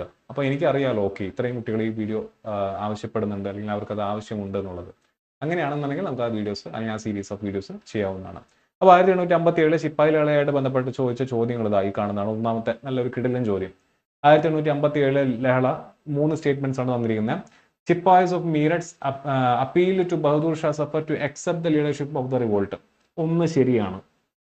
ഒന്ന് ശരിയാണെങ്കിൽ 3 തെറ്റ് അല്ലെ. ഇൻ കാൺപൂർ ശിപ്പായിസ് ആരെയാണ് ലീഡറാക്കി വെച്ചിരിക്കുന്നത്? നാനാ സാഹിബിനെയാണ് കാൺപൂരിൽ ലീഡറാക്കി വെച്ചിരിക്കുന്നത്. 2 ശരിയാണ്. 2 ശരിയാണെങ്കിൽ നമുക്ക് ഏത് കളയാം? 2 ശരിയാണെന്നുണ്ടെങ്കിൽ ഇത് കളയാം, 1 ഓൺലി കളയാം, കാരണം 2 ഇല്ല അതിനകത്ത്. അപ്പോൾ 1ഉം 2ഉം വരുന്ന 2 ഓപ്ഷൻസ് ആണ് ഇനിയുള്ളത്. ഇനി Awadh Rani Lakshmi was made the leader അല്ല. റാണി ലക്ഷ്മിബായി എവിടെയാണ്? ഝാൻസി അല്ലെ. അതാണ് ഝാൻസി റാണി എന്നാണ് അവരെ വിളിക്കുന്നത്. അപ്പം 3 തെറ്റ്. 3 തെറ്റാണെങ്കിൽ 3 ഉള്ളത് തെറ്റ്. അപ്പോൾ ഇതിന്റെ ആൻസർ എന്ത് വരും? 1 and 2 വരും. ഇതാണ് എലിമിനേഷൻ മെത്തേഡ് എന്ന് പറയുന്നത്. ഓക്കെ, PSCക്കും ഇതിന് മുന്നേ UPSCക്കും ഒക്കെ ചോദിച്ചുകൊണ്ടിരുന്നതാണ്. ഇപ്പം RRBയിലും ഇത്തരത്തിലുള്ള ചോദ്യങ്ങൾ നമ്മൾ കണ്ടു തുടങ്ങി. Who among the following was bestowed with the title Sahib-e-Alam Bahadur by Bahadur Shah during the uprisings of 1857? ആരാണ്? ഭക്ത് ഖാനാണ് ആ ഒരു ഇത് കൊടുത്തിട്ടുള്ളത്. ഭക്ത് ഖാനാണ് എന്ത് ചെയ്തിട്ടുള്ളത്? ഈ ഒരു ടൈറ്റിൽ കൊടുത്തിട്ടുള്ളത്. 2. അടുത്ത ചോദ്യം നോക്കാം. Which of the following battles did Maulavi Ahmadullah Shah fight defeating the forces under Henry Lawrence? ഏത് ബാറ്റിലാണ്? ബാറ്റിൽ ഓഫ് ചിൻഹട്ട്. ഇത് ക്ലാസ്സിനകത്ത് നമ്മൾ ഇതിനെപ്പറ്റി ഡീറ്റെയിൽ ആയിട്ട് ഡിസ്കസ് ചെയ്തിട്ടുണ്ട്. നിങ്ങൾ ഈ പറഞ്ഞ പോലെ NCERT വായിച്ചു കഴിഞ്ഞാൽ നിങ്ങൾക്ക് ഈ ബാറ്റിലിനെ പറ്റി കാണാനായിട്ട് പറ്റും. Battle of Chinhat. Okay, Indian mutiny of 1857 effectively entered in the city. ഏത് സിറ്റിയിലാണ് അവസാനിച്ചത്? തുടങ്ങിയതല്ല, അവസാനിച്ചത്. ഇതിനകത്ത് ഇപ്പം ഓപ്ഷൻസ് പൊട്ട ഓപ്ഷൻസ് ആയതുകൊണ്ട് നിങ്ങൾക്ക് കിട്ടും. ഗ്വാളിയർ ആണ്. അമൃത്സറും വഡോദരയും വേണമെന്നുണ്ടെങ്കിൽ ഒഴിവാക്കാം. ലക്നൗ ആണ് പിന്നെ സംശയം വരാനായിട്ടുള്ള സാധ്യത ഉള്ള ഒരു സ്ഥലം എന്ന് പറയുന്നത്. ഗ്വാളിയർ ആണ് ഇതിന്റെ ഉത്തരം എന്ന് പറയുന്നത്. ഓക്കെ, അപ്പോൾ ഇതുമായിട്ട് ബന്ധപ്പെട്ടുള്ള കാര്യങ്ങൾ നോക്കാം. 1857 റിവോൾട്ടിന് പ്രധാനപ്പെട്ട കാരണം എന്ന് പറയുന്നത് എന്തൊക്കെയായിരുന്നു? ഇംഗ്ലീഷ് ലാംഗ്വേജ് എഡ്യൂക്കേഷൻ പ്രൊമോട്ട് ചെയ്തത് ഒരു കാരണമായിരുന്നു. 830 ശേഷം ശരിക്കും 1813 ചാർട്ടർ ആക്ടിന് ശേഷം ക്രിസ്ത്യൻ മിഷണറീസ് ഇവിടെ വരുന്നിരുന്നു. അപ്പോൾ അത് ക്രിസ്ത്യൻ മിഷണറീസിന് ഫ്രീലി ഫംഗ്ഷൻ ചെയ്യാനും പ്രോപ്പർട്ടി ലാൻഡ് ഒക്കെ ഓൺ ചെയ്യാനുള്ള റൂള് വന്നു. അത് പ്രശ്നമായി. 1850 a new law was passed to make conversion to Christianity easier. Christians ആയിട്ട് കൺവേർട്ട് ചെയ്താലും സ്വത്തവകാശത്തിനൊന്നും പ്രശ്നം വരില്ല എന്നുള്ള നിലയിൽ 1850 ഒരു നിയമം പാസ്സാക്കി. അത് പ്രശ്നമായി. പിന്നെ വിഡോ റീമാരേജ് ആക്ട് 56 അത് പ്രശ്നമായി. അബോളിഷൻ ഓഫ് സതി പ്രശ്നമായി. ചുരുക്കി പറഞ്ഞാൽ ബ്രിട്ടീഷുകാർ കൈ വെക്കാൻ പാടില്ലാത്തൊരു സ്ഥലത്ത് കൈവച്ചു. എന്താണ്? മതവും ആചാരവും. അവിടെ എല്ലാം കൈവച്ച് അതിനെയൊക്കെ പരിഷ്കരിക്കാൻ നോക്കിയപ്പോൾ അതെല്ലാം എന്ത് ചെയ്തു? 1857 റിവോൾട്ടിലേക്ക് വഴിതെളിച്ചു. അതിൽ ഏറ്റവും അവസാനത്തെ ആണി എന്ന് പറഞ്ഞതാണ് മറ്റേ എന്താണ് റോയൽ എൻഫീൽഡിന്റെ ആ കാറ്ററിഡ്ജ് എന്ന് പറയുന്നത്. പന്നി നെയ്യ് കൊണ്ടോ പശു നെയ്യ് കൊണ്ടോ ഉണ്ടാക്കിയതാണ് എന്ന് പറഞ്ഞപ്പോൾ മതവിഭാഗക്കാരെയും വ്രണപ്പെടുത്തുന്ന രീതിയിലുള്ള ഒരു സംഭവമായിട്ട് മാറി. അവിടെ നിന്ന് മംഗൽ പാണ്ഡെയുടെ ഇൻസിഡന്റ് വരുന്നു, റിവോൾട്ട് ചെയ്യുന്നു. ഓക്കെ, അപ്പൊ അതിലെ ഞാൻ നിങ്ങൾക്ക് പഠിക്കാനായിട്ട് ഞാൻ ഈ ഒരു ടേബിൾ മാത്രമാണ് ഇവിടെ റിവൈസ് ചെയ്യുന്നതിന് വേണ്ടി കൊണ്ടുവന്നിട്ടുള്ളത്. ഇത് നിങ്ങൾ കൃത്യമായിട്ട് പഠിച്ചു പോകും. അതിനകത്ത് ചോദ്യങ്ങൾ വരും. ഓക്കെ, റിവോൾട്ടിന്റെ ആ ഒരു എന്താ പറയുന്നത് മീരറ്റ് മറ്റേ ശിപ്പായി ലഹള നടന്ന സമയമോ അല്ലെങ്കിൽ അതിനുശേഷം എന്നുള്ള സംഭവങ്ങളൊന്നും ഡീറ്റെയിൽ ആയിട്ട് ഞാൻ എക്സ്പ്ലെയിൻ ചെയ്യുന്നില്ല. ഞാൻ നേരത്തെ പറഞ്ഞ പോലെ താല്പര്യം ഉണ്ടെങ്കിൽ അത് മറ്റൊരു വീഡിയോയിൽ ചെയ്യാം. ഓക്കെ, ഇപ്പോൾ നിങ്ങൾ ഈ ടേബിൾ ഒന്ന് കൃത്യമായിട്ട് പഠിച്ചു വെക്കുക. എന്താണ് ഈ ടേബിളിനകത്ത് പറയുന്നത്? ഡൽഹി ഡൽഹിയിൽ ഇമ്പോർട്ടൻ്റ് ആയിട്ടുള്ള റൂളർ ആരാണ്? ബഹദൂർ ഷാ സഫറാണ്. അദ്ദേഹത്തെ തോൽപ്പിച്ചിട്ടുള്ള ബ്രിട്ടീഷ് ഓഫീസറിന്റെ പേരാണ് ജോൺ നിക്കോൾസൺ. ലക്നൌവില് ബീഗം ഹസ്രത്ത് മഹൽ, ബ്രിജേഷ് ഖാദർ, അതുപോലെ തന്നെ രാജ ജയ്ലാൽ സിംഗ് അവിടെ തോൽപ്പിച്ചിട്ടുള്ള വ്യക്തിയാണ് ഹെൻറി ഹാവ്ലോക്ക്. കാൺപൂരിൽ നാനാ സാഹിബ് താന്തിയ തോപ്പെ അസിമുള്ള ഖാൻ, അവിടെ കോളിൻ ക്യാമ്പൽ. ഝാൻസി ആൻഡ് ഗ്വാളിയാറിൽ ലക്ഷ്മിബായും അതുപോലെ തന്നെ താന്തിയ തോപ്പയുമാണ്, അവിടെ ഹ്യൂ ഗ്രോസ്. ബറേലിയിൽ ഖാൻ ബഹദൂർ ഖാൻ, അവിടെ കോളിൻ ക്യാമ്പൽ ഉണ്ട്. ബീഹാറിൽ കൻവർ സിംഗ്, അവിടെ വില്യം ടൈലർ ഉണ്ട്. അലഹാബാദിലും ബനാറസിലും ആരാണ്? മൗലവി ലിയാഖത്ത് അലി, അവിടെ കേണൽ ഓൺകൽ ആണ് എന്ത് ചെയ്തത്? അവരെ അടിച്ചമർത്തിയിട്ടുള്ള ബ്രിട്ടീഷ് ഓഫീസേഴ്സ് എന്ന് പറയുന്നത്. അപ്പോൾ ഈ ബ്രിട്ടീഷ് ഓഫീസേഴ്സിന്റെ പേരൊക്കെ ഇതിന് മുന്നേ SSC എക്സാമിനൊക്കെ ഇഷ്ടംപോലെ വട്ടം ചോദിച്ചിട്ടുണ്ട്. ഈവൻ കേരള PSC എക്സാമിന് ഇഷ്ടംപോലെ വട്ടം ചോദിച്ചിട്ടുണ്ട്. അപ്പോൾ ഈ ടേബിൾ നിങ്ങൾ എന്ത് ചെയ്യുക? റിവൈസ് ചെയ്യുന്നതിന് വേണ്ടി യൂസ് ചെയ്യുക. മൂവ്മെന്റിന്റെ മറ്റ് ഈ റിവോൾട്ടിന്റെ മറ്റ് വശങ്ങളൊന്നും ഞാൻ ഇവിടെ എക്സ്പ്ലെയിൻ ചെയ്യുന്നില്ല. ഞാൻ നേരത്തെ പറഞ്ഞ പോലെ അത് മറ്റൊരു വീഡിയോയിൽ ഡിസ്കസ് ചെയ്യാമെന്നാണ് ഞാൻ വിചാരിക്കുന്നത്. നിങ്ങൾക്ക് താല്പര്യം ഉണ്ടെങ്കിൽ അങ്ങനെ ഒരു വീഡിയോ റിക്വയർ ചെയ്യുന്നുണ്ടെങ്കിൽ നിങ്ങൾ കമന്റ് ചെയ്യുക. കമന്റ് ചെയ്യുകയാണെന്നുണ്ടെങ്കിൽ നമുക്ക് ആ രീതിയിലുള്ള വീഡിയോസ് ചെയ്യാം. അത് ട്രൈബൽ റിവോൾട്ട് ആയിക്കോട്ടെ, പെസന്റ് റിവോൾട്ട് ആയിക്കോട്ടെ, 1857 റിവോൾട്ട് ആയിക്കോട്ടെ, നമുക്ക് എന്ത് ചെയ്യാം? അതൊരു സീരീസ് ഓഫ് വീഡിയോസ് ആയിട്ട് നിങ്ങൾക്ക് വേണ്ടി പ്രൊവൈഡ് ചെയ്യാവുന്നതാണ്. ഓക്കെ, അപ്പോൾ ഇത്രയാണ് ഇന്നത്തെ സെഷനിൽ ഞാൻ പ്രധാനമായിട്ടും ഡിസ്കസ് ചെയ്യാനായിട്ട് ഉദ്ദേശിക്കുന്നത്. ചുരുങ്ങിയ സമയം കൊണ്ട് ഏറ്റവും ഇമ്പോർട്ടൻ്റ് ആയിട്ടുള്ള മോഡേൺ ഇന്ത്യയിലെ ഒരു ഭാഗം തന്നെ നമ്മൾ എന്ത് ചെയ്യുന്നത് കവർ ചെയ്തിട്ടുണ്ട്. പഠിച്ചു വന്നിട്ടുള്ള കുട്ടികൾക്ക് ഈ വീഡിയോ ഉപകാരപ്പെട്ടു അല്ലെങ്കിൽ ഉപകാരപ്പെടും എന്നാണ് ഞാൻ വിശ്വസിക്കുന്നത്. നിങ്ങളുടെ അഭിപ്രായങ്ങൾ എന്ത് ചെയ്യുക? നിങ്ങൾ കമൻറ്റ് ചെയ്യുക. നിങ്ങളുടെ കമൻസ് ആണ് ഞങ്ങൾക്ക് മോട്ടിവേഷനായിട്ട് വരുന്നത്. ഞാൻ എപ്പോഴും പറയുന്ന പോലെ നിങ്ങളുടെ റെസ്പോൺസ് അനിവാര്യമാണ്. ഞങ്ങളെ മോട്ടിവേറ്റ് ചെയ്യാൻ, നല്ല വീഡിയോസ് ചെയ്യുന്നതിന് വേണ്ടിയിട്ട് ഓരോ അധ്യാപകർക്കും അത് അത്യാവശ്യമാണ്. ഓക്കെ, അപ്പോൾ ഈ വീഡിയോ ഇഷ്ടപ്പെട്ട് കഴിഞ്ഞാൽ നിങ്ങൾ എന്ത് ചെയ്യുക? ഈ വീഡിയോയുടെ താഴെ കമൻറ്റ് ചെയ്യുക. നിങ്ങൾക്ക് ഏതൊക്കെ തരത്തിലുള്ള വീഡിയോസാണ് ആവശ്യമെന്നുണ്ടെങ്കിൽ അതും കൂടെ കമൻറ്റ് ചെയ്യുക. നമ്മൾ അത്തരത്തിലുള്ള വീഡിയോസുമായിട്ട് നിങ്ങളുടെ മുന്നിലേക്ക് വരുന്നുണ്ടായിരിക്കും. അപ്പോൾ എല്ലാവരും ഉഷാറായിട്ട് പഠിക്കുക. മറ്റൊരു വീഡിയോയിൽ നമുക്ക് വീണ്ടും കാണാം.